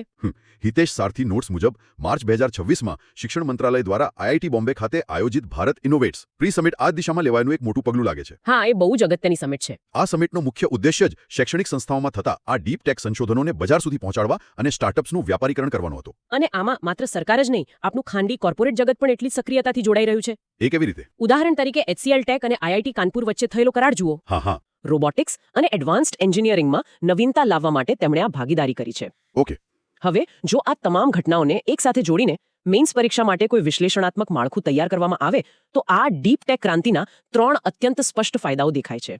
અચ્છા, મેઇન્સના એંગલથી તે 3 ફાયદા કયા છે? પહેલું, સ્થાનિક સ્તરે થયેલા સ્વદેશી રિસર્ચ એન્ડ ડેવલપમેન્ટથી વિદેશી ટેકનોલોજી આયાત કરવાના ખર્ચમાં ધરખમ ઘટાડો થાય છે. બરાબર. બીજું, સુપર કમ્પ્યુટિંગ અને સ્વદેશી એઆઈ દ્વારા ડેટા સાર્વભૌમત્વ જળવાય છે અને રાષ્ટ્રીય સુરક્ષા અત્યંત મજબૂત બને છે. અને ત્રીજું, સૌથી અગત્યનું, પીવાનું પાણી, આરોગ્ય અને આપત્તિ વ્યવસ્થાપન જેવી મૂળભૂત સ્થાનિક સમસ્યાઓના આપણા પોતાના ભૌગોલિક અને સામાજિક માળખાને અનુરૂપ દેશી ઉકેલો મળે છે. હા, એ બહુ જરૂરી છે. આ ફાયદાઓ તો વિશાળ છે, પણ આ સફર કોઈ સીધો રાજમાર્ગ તો નથી જ. મતલબ કે કોઈ પણ પ્રયોગશાળામાં કોઈ વસ્તુ સફળ થાય તેનો સીધો અર્થ એ નથી થતો કે તે બજારમાં વ્યાપારી ધોરણે પણ એટલી જ સફળ થશે. સાચી વાત. ઇન્ફ્રાસ્ટ્રક્ચર, યોગ્ય નીતિઓ અને ફંડિંગનો અભાવ હંમેશા એક મોટો પડકાર રહ્યો છે ભારતમાં. બરાબર છે. અને સ્ટાર્ટઅપ અને ઇનોવેશનની દુનિયામાં આના માટે એક શબ્દ ખૂબ જ પ્રચલિત છે, valley of death. Valley of death એટલે કે મૃત્યુની ખીણ? હા, એટલે કે લેબોરેટરીમાં શોધાયેલી ટેકનોલોજી અને માર્કેટમાં તેના લોન્ચ વચ્ચેનો એવો સમયગાળો જ્યાં મોટાભાગના સંશોધનો, નાણાં, વ્યવસ્થાપન કે ઉદ્યોગોના સાથના અભાવે દબાઈને ખતમ થઈ જાય છે. મતલબ રિસર્ચ થાય પણ માર્કેટ સુધી પહોંચે જ નહીં. બિલકુલ. આ જ કારણ છે કે એકેડેમિયા અને ઇન્ડસ્ટ્રી વચ્ચેનું સીધું જોડાણ જ ભવિષ્યનો રસ્તો છે. જેમ આઈઆઈટી કાનપુર અને HCL ટેક સાથે આવ્યા અથવા આઈઆઈટી હૈદરાબાદ અને NMDC ભેગા મળ્યા તેવા મોડેલ્સ આખા દેશમાં વિકસાવવા પડશે. ખૂબ જ સરસ રીતે આ આખું ચિત્ર સ્પષ્ટ થયું. તો આજના આ ગહન વિશ્લેષણમાં આપણે ઘણા મહત્વના પરિમાણો પર ચર્ચા કરી છે. હા. એક ઝડપી અને સંક્ષિપ્ત રીકેપ કરીએ તો ચોક્કસ. માનવ શરીરની અંદર જઈને જૈવિક સંકેતો દ્વારા કેન્સર પકડતું આઈઆઈટી જોધપુરનું પેલું ફ્લેક્સિબલ વેરેબલ સેન્સર. બરાબર. ત્યાર પછી ગુજરાત અને દેશના અન્ય દરિયાકાંઠાના વિસ્તારો માટે આશીર્વાદરૂપ બની શકતું આઈઆઈટી ગુવાહાટીનું એમસીને આધારિત ડ્યુઅલ પર્પઝ મટીરિયલ. જે ડિસેલિનેશન અને હાઇડ્રોજન ઉત્પાદન બંને કરે છે. હા, પછી હિમાલયમાં બેશિયન ન્યુરલ નેટવર્ક્સનો ઉપયોગથી પૂરની અદ્યતન આગાહી કરતું ગ્લેશિયલ જોખમ મોડેલ. એ પણ ગુવાહાટીનું જ. બિલકુલ. પછી કાર્બન મુક્ત ગ્રીન સ્ટીલ માટે આઈઆઈટી હૈદરાબાદ અને એનએમડીસીનો ઐતિહાસિક પ્રયાસ. હા. અને અંતે આત્મનિર્ભર ભારતનું પ્રતીક એવું આઈઆઈટી મદ્રાસનું પેરમ શક્તિ સુપર કમ્પ્યુટર તેમજ બોમ્બે અને કાનપુરમાં થયેલી ડીપ ટેકના વ્યાપારીકરણ માટેની વિશેષ પહેલો. આ તમામ ઘટનાઓ અને સંશોધનો સ્પષ્ટ કરે છે કે ભારતનું ટેકનોલોજીકલ અને આર્થિક ભવિષ્ય હવે એક અત્યંત મજબૂત પાયા પર નિર્માણ પામી રહ્યું છે. સાચી વાત છે. આપણે હવે માત્ર પશ્ચિમી દેશોનું અંધાનુકરણ કરવાને બદલે આપણી પોતાની જટિલ સમસ્યાઓના મૌલિક અને વૈજ્ઞાનિક ઉકેલો શોધી રહ્યા છીએ. શિક્ષણ જગત અને ઉદ્યોગ જગત વચ્ચેની આ વધતી જતી ભાગીદારી એ દર્શાવે છે કે આપણે યોગ્ય દિશામાં જઈ રહ્યા છીએ. તો આ બધાનો અંતિમ અર્થ શું છે? આપણે આ બધી આધુનિક ટેકનોલોજી અને ડીપ ટેક ઉકેલો વિશે ઘણી ઊંડાણપૂર્વક ચર્ચા કરી, પણ અંતે આ બધું સમજ્યા પછી વિચારવા જેવી વાત શું છે? એક અંતિમ વિચાર હું અહીં રજૂ કરવા માંગીશ, જેણે ખરેખર મનોમંથન માંગે છે. હા, જણાવો. જુઓ, આ બધી નવીનતાઓ, આ બધા સેન્સર્સ અને મટીરિયલ્સ ચોક્કસપણે અદ્ભુત અને ક્રાંતિકારી છે. પરંતુ તેની ખરી કસોટી લેબોરેટરીની સુરક્ષિત દિવાલોની અંદર નથી, પરંતુ બહાર વાસ્તવિક દુનિયામાં છે. વિચારવા જેવી બાબત એ છે કે શું આપણી વર્તમાન શિક્ષણ પ્રણાલી અને અર્થવ્યવસ્થા એવા સાહસિક ઉદ્યોગપતિઓ, એવા એન્ટરપ્રેન્યોર્સ તૈયાર કરી રહી છે જે આ ડીપ ટેક ઉકેલોને માત્ર રિસર્ચ પેપરમાં જ સીમિત ન રાખતા તેને માસ માર્કેટમાં, એટલે કે છેવાડાના માનવીને પોસાય તેવી કિંમતે બજારમાં ઉતારી શકે? આ બહુ મોટો સવાલ છે. હા, કારણ કે ટેકનોલોજી તો બની ગઈ, પણ તેનું સાચું મૂલ્ય અને સાર્થકતા તો જ છે જો તે સમાજના દરેક વર્ગ સુધી પહોંચે અને તેમના જીવન ધોરણમાં વાસ્તવિક સુધારો લાવે. આ બાબત પર આપણે ગંભીરતાથી વિચાર કરવાની જરૂર છે. આ ખરેખર એક ગહન અને વાસ્તવિકતા દર્શાવતો વિચાર છે. શરૂઆતમાં આપણે જે વાત કરી હતી પેલા ભાંગેલા હાથના એક્સરેની, હવે તે વાત વધુ સ્પષ્ટ થશે કે ભલે ડાયગ્નોસ્ટિક લેન્ડસ્કેપ અને આધુનિક સમસ્યાઓ અત્યંત જટિલ અને બહુપરિમાણીય હોય, પણ ભારતીય સંશોધકો તે ધૂંધળા ચિત્રને અત્યંત સ્પષ્ટ, ઉપયોગી અને ભવિષ્યલક્ષી બનાવી રહ્યા છે. એકદમ સાચું. તેઓ માત્ર રોબ તે સમસ્યાનું સચોટ નિદાન નથી કરી રહ્યા, પરંતુ તેના સચોટ અને ટકાઉ ઉકેલ તરફ પણ આપણને દોરી રહ્યા છે. અને આ જ આ તમામ શૈક્ષણિક નવીનતાઓનું સાચું હાર્દ છે. આજના આ સત્રમાં જોડાવા બદલ અને આ અદ્ભુત વિશ્લેષણ માટે તમારો ખૂબ ખૂબ આભાર. જોડાયેલા રહો અને સતત કંઈક નવું શીખતા રહો. કલ્પના કરો કે ગોવાના દરિયાકાંઠે એક બહુ જ ભયંકર વાવાઝોડું ત્રાટક્યું છે અને પવનની ગતિ એટલી બધી તીવ્ર છે ને કે જમીન પરના બધા જ મોબાઈલ ટાવર્સ મૂળમાંથી ઉખડી ગયા છે. બધું જ અસ્તવ્યસ્ત થઈ ગયું હોય. હા, બરાબર. એટલે ફાઇબર ઓપ્ટિક્સના કેબલ પણ તૂટી ગયા છે. આખા રાજ્યમાં જાણે બ્લેકઆઉટ છે. હવે આવી સ્થિતિમાં એક ડિઝાસ્ટર કમાન્ડ સેન્ટર રાહત અને બચાવ કામગીરીનું સંકલન કેવી રીતે કરી શકે? સામાન્ય રીતે તો આપણે એવું જ વિચારીએ કે સંચાર વ્યવસ્થા સંપૂર્ણપણે ખોરવાઈ ગઈ હશે. સાચી વાત છે, પણ આ કમાન્ડ સેન્ટર હજુ પણ લાઈવ છે. તે દિલ્હી સાથે જોડાયેલું છે અને બધી જ કામગીરી ચલાવી રહ્યું છે. એટલે આ કોઈ જાદુ નથી, આ સેટેલાઇટ ગવર્નન્સની તાકાત છે. અરે વાહ, બહુ સરસ ઉદાહરણ આપ્યું. આજના આ ડીપ ડાઇવમાં આપણે ડિજિટલ કનેક્ટિવિટી અને ગવર્નન્સ નામના આ જ રસપ્રદ વિષયને વિગતવાર સમજવાના છીએ. બિલકુલ. અને સ્પર્ધાત્મક પરીક્ષાઓની તૈયારી કરતા ઉમેદવારો માટે, ખાસ કરીને જો યુપીએસસી કે જીપીએસસી અને સીસીએની તૈયારી કરે છે, તેમના માટે આ વિષય અત્યંત મહત્વનો છે. હા, અને આજની આપણી આજે આખી ચર્ચા છે ને, તે હિતેશ સારથી કરંટ અફેર્સ નોટ્સ પર આધારિત છે. હા, અને આપણે આ નોટ્સમાંથી માત્ર સમાચાર શું છે એ નથી જોવાનું. આપણે તેની પાછળનું વિજ્ઞાન, તેનો વહીવટી ઉપયોગ અને સૌથી અગત્યનું પરીક્ષામાં પૂછાતા સ્ટેટિક સિલેબસ સાથે આનું જોડાણ કેવી રીતે થાય છે તે સમજવાનું છે. કારણ કે ટેકનોલોજી હવે માત્ર મનોરંજન પૂરતી તો રહી નથી. બિલકુલ નહીં. એ છેવાડાના નાગરિક સુધી પહોંચવાનું સૌથી સશક્ત માધ્યમ બની ગઈ છે. તો ચાલો સૌથી પહેલા ભૌગોલિક પડકારો અને સેટેલાઇટ ઇન્ટરનેટથી જ આપણે શરૂઆત કરીએ. હિતેશ સારથી કરંટ અફેર્સ નોટ્સમાં લખ્યું છે કે મેઘાલય સરકારે પહાડી વિસ્તારોમાં ઇન્ટરનેટ પૂરું પાડવા સ્ટારલિંક સાથે લેટર ઓફ ઇન્ટેન્ટ એટલે કે LOI પર હસ્તાક્ષર કર્યા છે. હા, આ બહુ જ મોટું પગલું છે મેઘાલય માટે. પણ મને એ પ્રશ્ન થાય છે કે એક તરફ ભારત સરકાર ભારતનેટ પ્રોજેક્ટ હેઠળ આખા દેશમાં જમીનની અંદર ઓપ્ટિકલ ફાઇબર બિછાવી રહી છે, તો પછી મેઘાલય જેવા રાજ્ય માટે અલગથી આ સેટેલાઇટ ઇન્ટરનેટ શા માટે આટલું મહત્વનું બની જાય છે? જો, આને સમજવા માટે આપણે ભૂગોળ અને ટેકનોલોજી આ બંનેને જોડવા પડે. એટલે મેઘાલયનો ભૂપ્રદેશ બહુ જ જટિલ અને પહાડી છે. ખડકાળ જમીન હોય ત્યાં. હા, અને ભારે વરસાદ અને ભૂસ્ખલન ત્યાં બહુ સામાન્ય બાબત છે. એટલે આવા વિસ્તારોમાં જમીનની અંદર ફાઇબર કેબલ નાખવા આર્થિક રીતે બહુ મોંઘા પડે. અને નાખી દઈએ તો પણ વારંવાર તૂટી જવાનું જોખમ તો રહે જ. બરાબર. રિપેરિંગનો ખર્ચો પણ વધી જાય. એ જ તો. એટલે અહીં LEO મતલબ કે low earth orbit satellite technology game changer બને છે. કારણ કે જે પરંપરાગત સેટેલાઇટ્સ હોય છે ને, તે પૃથ્વીથી લગભગ 36,000 કિલોમીટર દૂર હોય છે. એટલે પેલી ઇન્ટરનેટની સ્પીડ ધીમી આવે, રાઈટ? હા, જેને આપણે ટેકનિકલ ભાષામાં લેટન્સી કહીએ છીએ. પરંતુ આ જે LEO સેટેલાઇટ્સ છે, તે પૃથ્વીથી માત્ર 500 થી 1200 કિલોમીટરની ઊંચાઈએ જ ભ્રમણ કરે છે. ઓહ, આટલા નજીક? હા, અને એના પરિણામે ફાઇબર કેબલની કોઈ જરૂર વગર સીધા આકાશમાંથી હાઈ સ્પીડ કનેક્ટિવિટી આપી શકાય છે. એક મિનિટ, મને અહીં એક શંકા છે. જો આ LEO સેટેલાઇટનો મુખ્ય ઉપયોગ મેઘાલય જેવા દુર્ગમ અને પહાડી વિસ્તારો માટે જ થતો હોય, તો પછી આ જ નોટ્સમાં ગોવા સરકાર અને સ્ટારલિંક વચ્ચેના MOUનો ઉલ્લેખ કેમ છે? હા આ પોઈન્ટ નોંધી લેવા જેવો છે. કારણ કે ગોવા તો સમતલ દરિયાકાંઠો છે, ત્યાં કોઈ હિમાલય જેવા પહાડો તો છે નહીં, તો ત્યાં આ સેટેલાઇટ ઇન્ટરનેટની શું જરૂર પડી? આ ખરેખર બહુ જ અગત્યનો પ્રશ્ન છે અને પ્રિલિમ્સ પરીક્ષા માટે ઉમેદવારોએ આ એક્ઝામ ટ્રેપ ખાસ સમજવા જેવી છે. એક્ઝામ ટ્રેપ એટલે કઈ રીતે? જુઓ, બંને રાજ્યોમાં ટેકનોલોજી એક જ વપરાય છે, પણ તેનો વહીવટી ઉદ્દેશ્ય સાવ અલગ છે. મેઘાલયનો હેતુ એવા ભૌગોલિક વિસ્તારોને જોડવાનો છે જ્યાં ઇન્ટરનેટ ક્યારે પહોંચી જ નથી શક્યું. હા, એટલે કે કનેક્ટિવિટી વધારવા માટે. બિલકુલ. જ્યારે ગોવાનો ઉદ્દેશ્ય આપણે શરૂઆતમાં જે વાવાઝોડાનું ઉદાહરણ લીધું ને, બસ એ જ છે. આપત્તિ તૈયારી અથવા ડિઝાસ્ટર મેનેજમેન્ટ. આ સીધો GS પેપર 3 નો વિષય છે. ઓહ, સમજી ગયો. ગોવામાં ઇન્ટરનેટ તો પહેલેથી જ છે જ. હા, પણ જ્યારે કુદરતી આપત્તિ આવે ત્યારે ત્યાંનું ફાઇબર નેટવર્ક નાશ પામે છે. આવા કટોકટીના સમયે સેટેલાઇટ ઇન્ટરનેટ રાહત કામગીરી માટે એક અખંડિત સંચાર વ્યવસ્થા આપે છે, જેને આપણે ફેલ સેફ નેટવર્ક કહીએ છીએ. એટલે પરીક્ષામાં જો પ્રશ્ન મુશ્કેલ ભૂપ્રદેશ વિશે પૂછાય તો મેઘાલય જવાબ આવશે, અને જો સ્માર્ટ ગવર્નન્સ કે આપત્તિ વ્યવસ્થાપન પૂછાય તો ગોવા. બિલકુલ સાચું. આ તફાવત ખરેખર બહુ ઝીણવટભર્યો હતો. હવે કનેક્ટિવિટી તો મળી ગઈ, પણ આ ઇન્ટરનેટનો ઉપયોગ નાગરિકો માટે કેવી રીતે થઈ રહ્યો છે? કારણ કે હિતેશ સારથી કરંટ અફેર્સ નોટ્સમાં એક એપ્લિકેશનનો બહુ રસપ્રદ ઉલ્લેખ છે, મેપલ્સ એપ. હા, મેપલ્સ એપ. જે UIDAI અને મેપ માય ઇન્ડિયાના કરાર હેઠળ બની છે. પણ મને એ નથી સમજાતું કે આપણે આધાર કેન્દ્રો શોધવા હોય તો સીધો ગૂગલ મેપ્સનો ઉપયોગ કેમ નથી કરતા? આ મેપલ્સ એપ અલગથી શા માટે લોન્ચ કરવી પડી? આ બહુ ઊંડો અને વિશ્લેષણાત્મક મુદ્દો છે. અહીં વાત માત્ર કોઈ રસ્તો કે લોકેશન શોધવાની નથી. અહીં વાત છે ડેટા સોવરેનિટીની. એટલે કે ડેટાનું સાર્વભૌમત્વ. હા, બરાબર. જો UIDAI એક વૈધાનિક સંસ્થા છે. તેની પાસે આપણા દેશના 140 કરોડ નાગરિકોનો બારોમેટ્રિક અને ડેમોગ્રાફિક ડેટા છે. જે બહુ જ સંવેદનશીલ માહિતી કહેવાય. એ જ તો. જો આપણે આ માહિતી માટે વિદેશી કંપનીઓના મેપિંગ સોફ્ટવેર પર આધાર રાખીએ તો ભવિષ્યમાં રાષ્ટ્રીય સુરક્ષાનો મોટો પ્રશ્ન ઊભો થઈ શકે. સાચી વાત છે, ડેટા લીક થવાનો ડર રહે. એટલે જ મેપમાય ઇન્ડિયા જેવી સ્વદેશી કંપની સાથે કરાર કરાયો છે. આ એપ દ્વારા નાગરિક પોતાના ઘરની આસપાસના અધિકૃત આધાર કેન્દ્રો એકદમ સચોટ રીતે શોધી શકશે. ઓહ, એટલે ક્યાં જવું, કેન્દ્ર કેટલા વાગે ખુલશે, એ બધું જ હવે આંગળીના તેરવે મળી જશે. હા, એટલે કે આપણે નાગરિકોની સગવડ તો વધારી જ, પણ સાથે સાથે આપણા ડેટાને દેશની સરહદમાં સુરક્ષિત પણ રાખ્યો. મીન્સ પરીક્ષા માટે ડેટા સોવરેનિટીનો આ એંગલ વિદ્યાર્થીઓને બહુ જ કામ લાગી શકે. ચોક્કસથી. હવે નાગરિક સુવિધાઓની વાત તો થઈ ગઈ, તો ચલો હવે દેશના મોટા ઇન્ફ્રાસ્ટ્રક્ચર પ્રોજેક્ટ્સની વાત કરીએ. સામાન્ય રીતે આપણે ત્યાં એવું થતું હોય છે કે કોઈ મોટી નદી પર રેલવે બ્રિજ બનાવવો હોય તો ફાઇલો એક ટેબલથી બીજા ટેબલ જતા વર્ષો નીકળી જાય છે. હા, જેને આપણે લાલ ફીતાશાહી કે રેડ ટેપ કહીએ છીએ. બિલકુલ. તો આ સમસ્યા ઉકેલવા માટે નોટ્સમાં એક પ્રિઝમ SG પોર્ટલનો ઉલ્લેખ છે.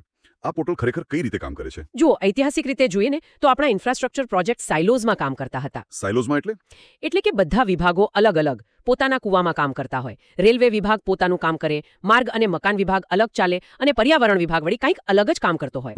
કોઈ સંકલન નહીં. હા, એટલે જો એક રેલવે ઓવરબ્રિજ બનાવવો હોય તો પહેલા જમીન સંપાદનની મેન્યુઅલ ફાઇલ મંજૂર થાય, પછી તે રેલવે મંત્રાલયમાં જાય, ત્યાંથી પાછી પર્યાવરણમાં જાય. આ આખી પ્રક્રિયા સિક્વેન્શિયલ હતી, એટલે કે એક પછી એક થતી હતી. તો આ પ્રિઝમ SG પોર્ટલ આને કેવી રીતે બદલે છે? આ પોર્ટલ આ આખી વ્યવસ્થાને પેરેલલ એટલે કે સમાંતર ડિજિટલ મંજૂરીઓમાં ફેરવી નાખે છે. અચ્છા, એટલે કે હવે બધી મંજૂરીઓ એક સાથે જ થવા લાગી છે. હા, બિલકુલ. આ પોર્ટલ પર બધી જ સંબંધિત એજન્સીઓ જોડાયેલી છે. જેવી પ્રોજેક્ટની દરખાસ્ત મુકાય તે ડિજિટલ સ્વરૂપે એક સાથે જ બધા વિભાગોમાં પહોંચી જાય. અરે વાહ, આ તો બહુ ઝડપી પ્રક્રિયા થઈ ગઈ. હા, જ્યાં પહેલા વર્ષો લાગી જતા ત્યાં હવે મહિનાઓ કે દિવસોમાં જ મંજૂરી મળી જાય છે. અને અર્થતંત્રની ભાષામાં કહીએ તો આનાથી પ્રોજેક્ટનો કોસ્ટ ઓવરરન અટકે છે. કોસ્ટ ઓવરરન એટલે સમય વધવાથી જે પ્રોજેક્ટનો ખર્ચો વધી જાય છે તેને? એ જ. જ્યારે મૂડી ખર્ચ એટલે કે કેપિટલ એક્સપેન્ડિચર ઝડપથી થાય ત્યારે દેશના ગ્રોસ વેલ્યુ એડેડ અને અંતે GDPને બહુ મોટો વેગ મળે છે. મતલબ કે આ ડિજિટલ પોર્ટલ માત્ર કાગળ બચાવવા પૂરતું સીમિત નથી, તે ખરેખર અબજો રૂપિયા બચાવીને દેશનો આર્થિક વિકાસ કરવા માટેનું બહુ મોટી મિકેનિઝમ છે. સાવ સાચી વાત છે. પણ જ્યારે આ બધું ડિજિટલ થઈ રહ્યું છે ને ત્યારે મને એક મોટો ડર સતાવે છે. કેવો ડર? જો જમીનના રેકોર્ડ્સ હવે ઓનલાઈન તો થઈ ગયા છે, પણ જો કોઈ હેકર સિસ્ટમમાં ઘૂસીને માલિકનું નામ જ બદલી નાખે તો? કારણ કે ડિજિટલ વસ્તુમાં તો આવું થઈ શકે. હિતેશ સારથી નોટ્સમાં આના ઉકેલ રૂપે એક બ્લોકચેન ઇન્ડિયા ચેલેન્જની વાત છે, જે મીટી દ્વારા શરૂ કરાઈ છે. આ બ્લોકચેન ખરેખર શું છે અને તે ડેટાને હેક થતો કેવી રીતે અટકાવે છે? આ ટેકનોલોજી બહુ જ રસપ્રદ છે. આને સમજવા માટે આપણે એક વ્યવહારુ ઉદાહરણ લઈએ.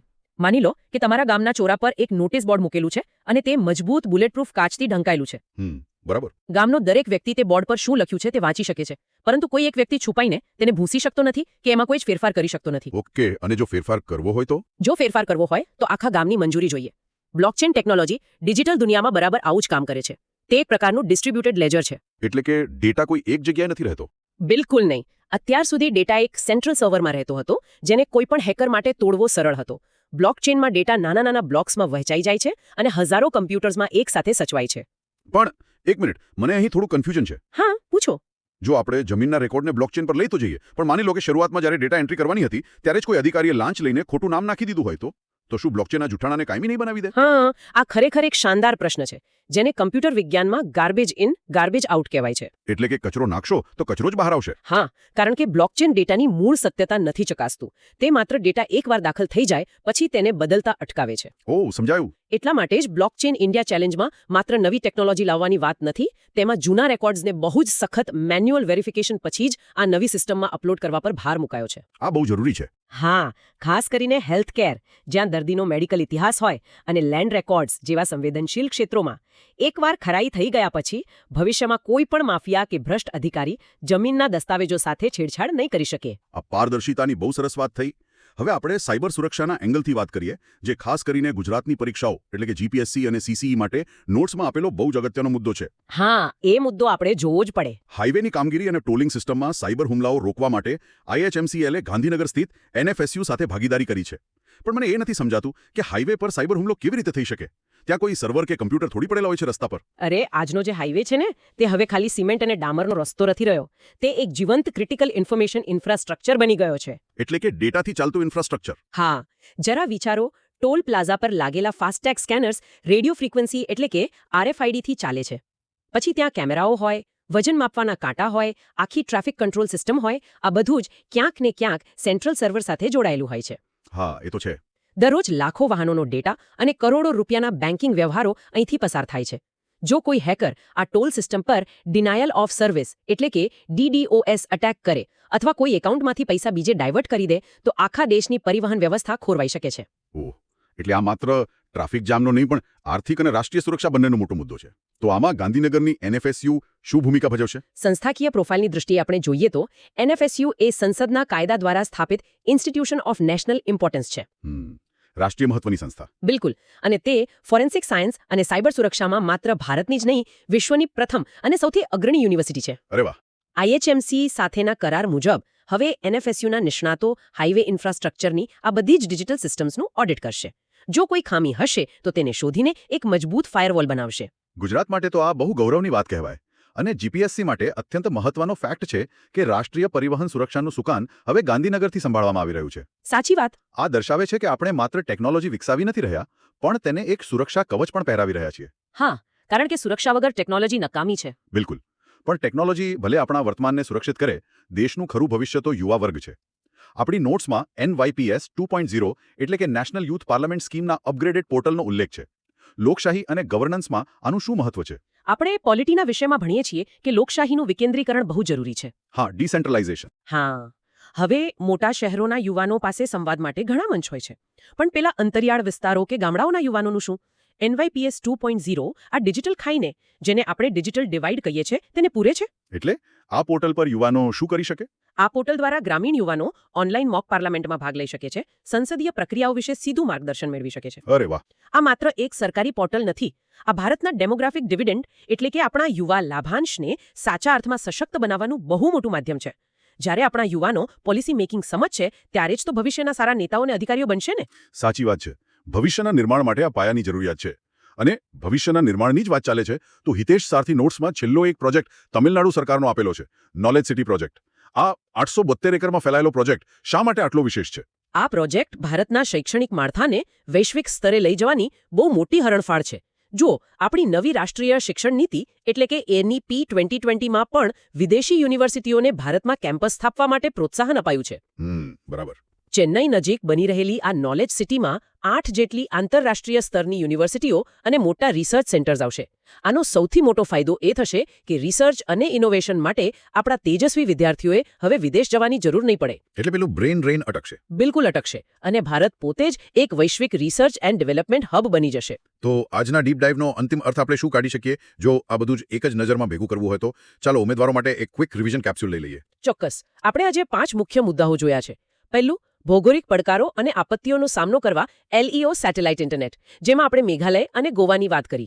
બીજું, ડેટા સોવરેનિટી જાળવીને આધાર કેન્દ્રો શોધવા માટેની સ્વદેશી મેપલ્સ એપ, ત્રીજું, મોટા ઇન્ફ્રાસ્ટ્રક્ચર પ્રોજેક્ટ્સની મંજૂરીઓ સમાંતર અને ઝડપી બનાવવા માટેનું પ્રિઝમ એસજી પોર્ટલ. બરાબર છે. ચોથું, જમીનના રેકોર્ડ્સમાં પારદર્શિતા લાવવા મીટીની બ્લોકચેન ચેલેન્જ અને હાઈવે સાયબર સુરક્ષા માટે IHMCL અને NFSUની ભાગીદારી. અને છેલ્લે પાંચમું, યુવા ભાગીદારી માટે NYPS 2.0 પોર્ટલ અને શૈક્ષણિક હબ માટે તમિલનાડુનું નોલેજ સિટી. આટલું વિગતવાર વિશ્લેષણ સાંભળ્યા પછી મારા મનમાં એક પ્રશ્ન ચોક્કસ ઊભો થાય છે. કયો પ્રશ્ન? જુઓ, આજે સરકારી સેવાઓ હોય, શિક્ષણ હોય, આરોગ્ય હોય કે બેન્કિંગ હોય, બધું જ ઇન્ટરનેટ પર શિફ્ટ થઈ રહ્યું છે. આધાર લિંક કરવાથી લઈને રાશન કાર્ડ સુધી હવે કનેક્ટિવિટી પ્રાથમિક શરત બની ગઈ છે. એ વાત તો સ્વીકારવી જ પડે. આ બધું જોતા શું ભવિષ્યમાં હાઈ સ્પીડ ઇન્ટરનેટ કનેક્ટિવિટી એ માત્ર એક સેવા ન રહેતા ભારતના નાગરિકોનો મૂળભૂત અધિકાર, ફંડામેન્ટલ રાઇટ બની જશે? મને યાદ છે ત્યાં સુધી કેરળ હાઈકોર્ટ તો ભૂતકાળમાં બંધારણના આર્ટિકલ 21 હેઠળ ઇન્ટરનેટને મૂળભૂત અધિકારનો ભાગ ગણાવ્યો જ છે. હા, આ ખરેખર બહુ જ વિચારવા જેવો અને મેઇન્સ પરીક્ષા માટે ઉમેદવારોએ રિસર્ચ કરવા જેવો પ્રશ્ન છે. કારણ કે જો ગવર્મેન્ટ સંપૂર્ણપણે ડિજિટલ થઈ જશે તો ઇન્ટરનેટ વગરનો માણસ આખી સિસ્ટમમાંથી બહાર ફેંકાઈ જશે. બિલકુલ. અને એ જ તો આજના ડીપ ડાઇવનો સાચો સાર છે. ટેકનોલોજી અને ગવર્નન્સ વચ્ચેનો આ જે સંબંધ છે ને, એ માત્ર કરંટ અફેર્સની નોટ્સ વાંચવા પૂરતો સીમિત નથી. તેને સમજવો અને પરીક્ષાના એંગલથી વિચારવો બહુ જરૂરી છે. સાચી વાત. તો આ હતી આપણી આજની ચર્ચા.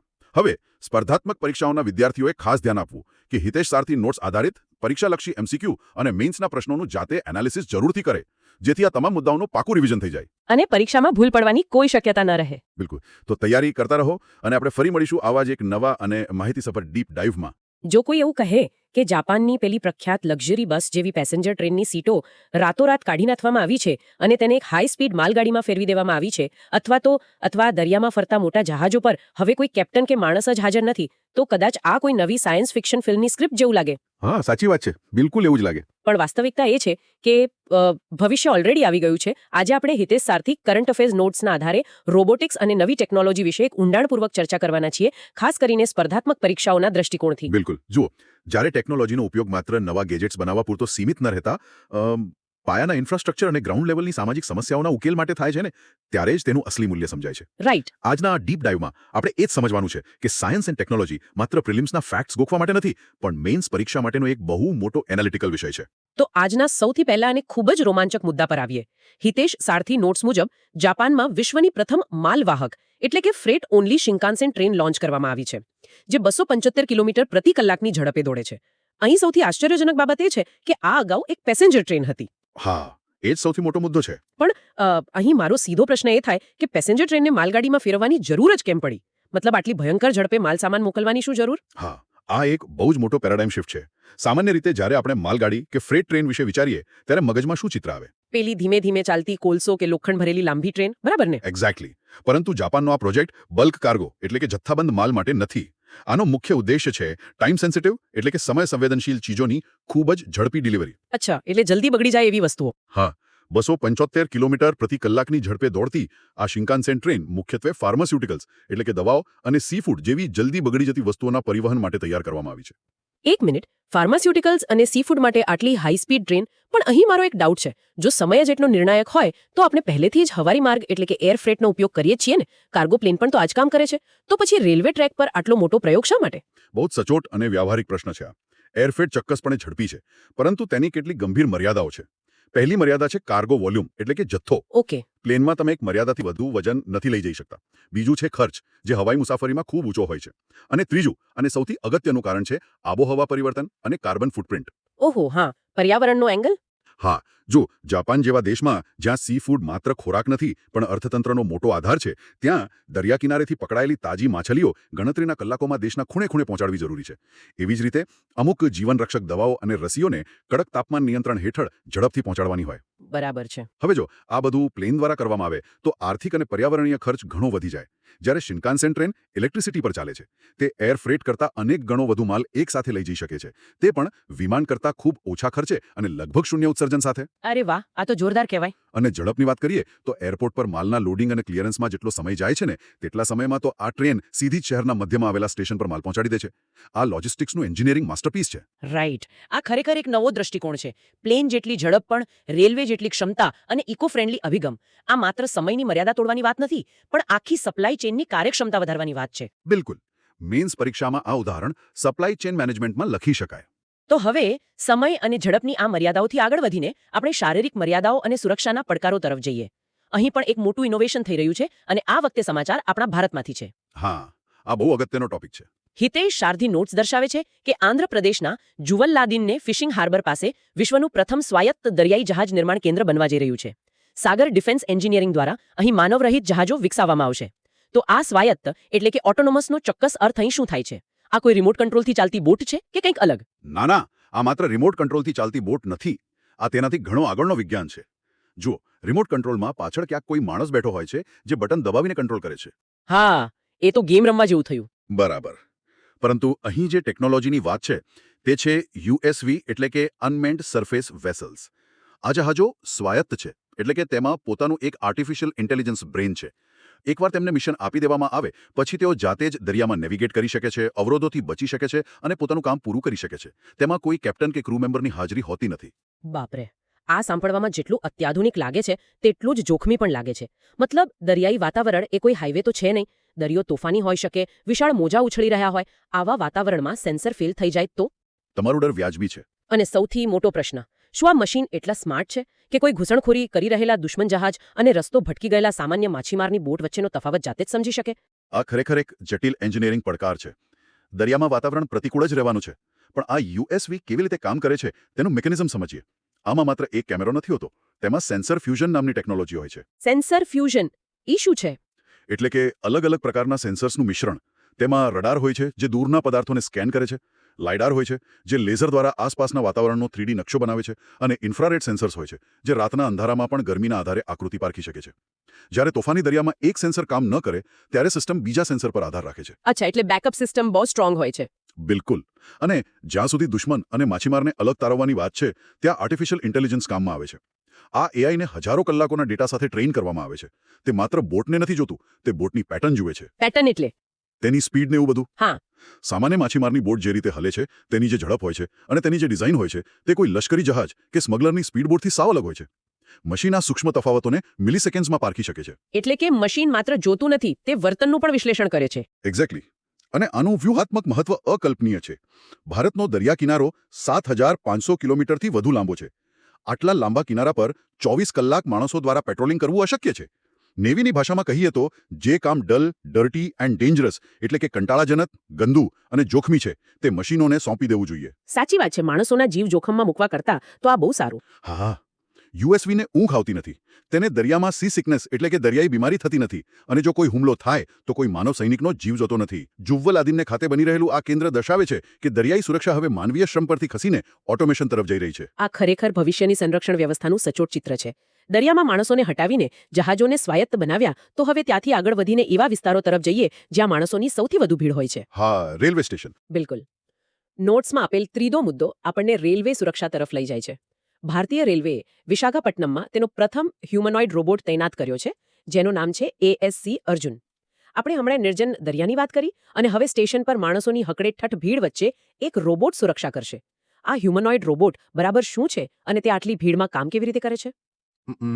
હ્યુમનોઇડ રોબોટ એટલે એવો રોબોટ જેની ભૌતિક રચના મનુષ્યને મળતી આવતી હોય, એટલે કે માથું, હાથ, ધડ.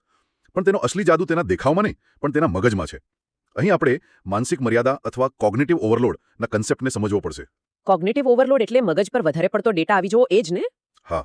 એક ભારતીય રેલવે સ્ટેશન પર રોજિંદા હજારો લાખો લોકોની અવરજવર હોય છે. એક માનવ સિક્યુરિટી ગાર્ડ માટે શક્ય જ નથી કે તે આટલી ભીડમાં દરેક ચહેરા પર નજર રાખી શકે અને તેમાંથી કોઈ ગુનેગારને શોધી શકે. એ તો છે જ. માણસ થાકી જાય. ત્યાં જ ASC અર્જુન ચિત્રમાં આવે છે. આ રોબોટમાં ફેસ રેકગ્નિશન એટલે કે ચહેરો ઓળખવાની અત્યાધુનિક ટેકનોલોજી છે. તે ભીડમાં ચાલતા ડઝનબંધ લોકોના ચહેરાઓને એક સાથે સ્કેન કરી શકે છે અને રેલવેના ગુનેગારોના ડેટાબેઝ સાથે રિયલ ટાઈમમાં સરખાવી શકે છે. એક મિનિટ, અહીં મારો એક બહુ મોટો ડાઉટ છે. બોલો. ચહેરો ઓળખવાની વાત તો ઠીક છે, પણ ટેકનોલોજી ભૂલે રહિત તો હોતી નથી. જો કોઈ નિર્દોષ માણસનો ચહેરો ભૂલથી શંકાસ્પદ તરીકે ફ્લેગ થઈ જાય તો? આપણે ઘણીવાર AIની ફોલ્સ પોઝિટિવ ભૂલો વિશે સાંભળ્યું છે.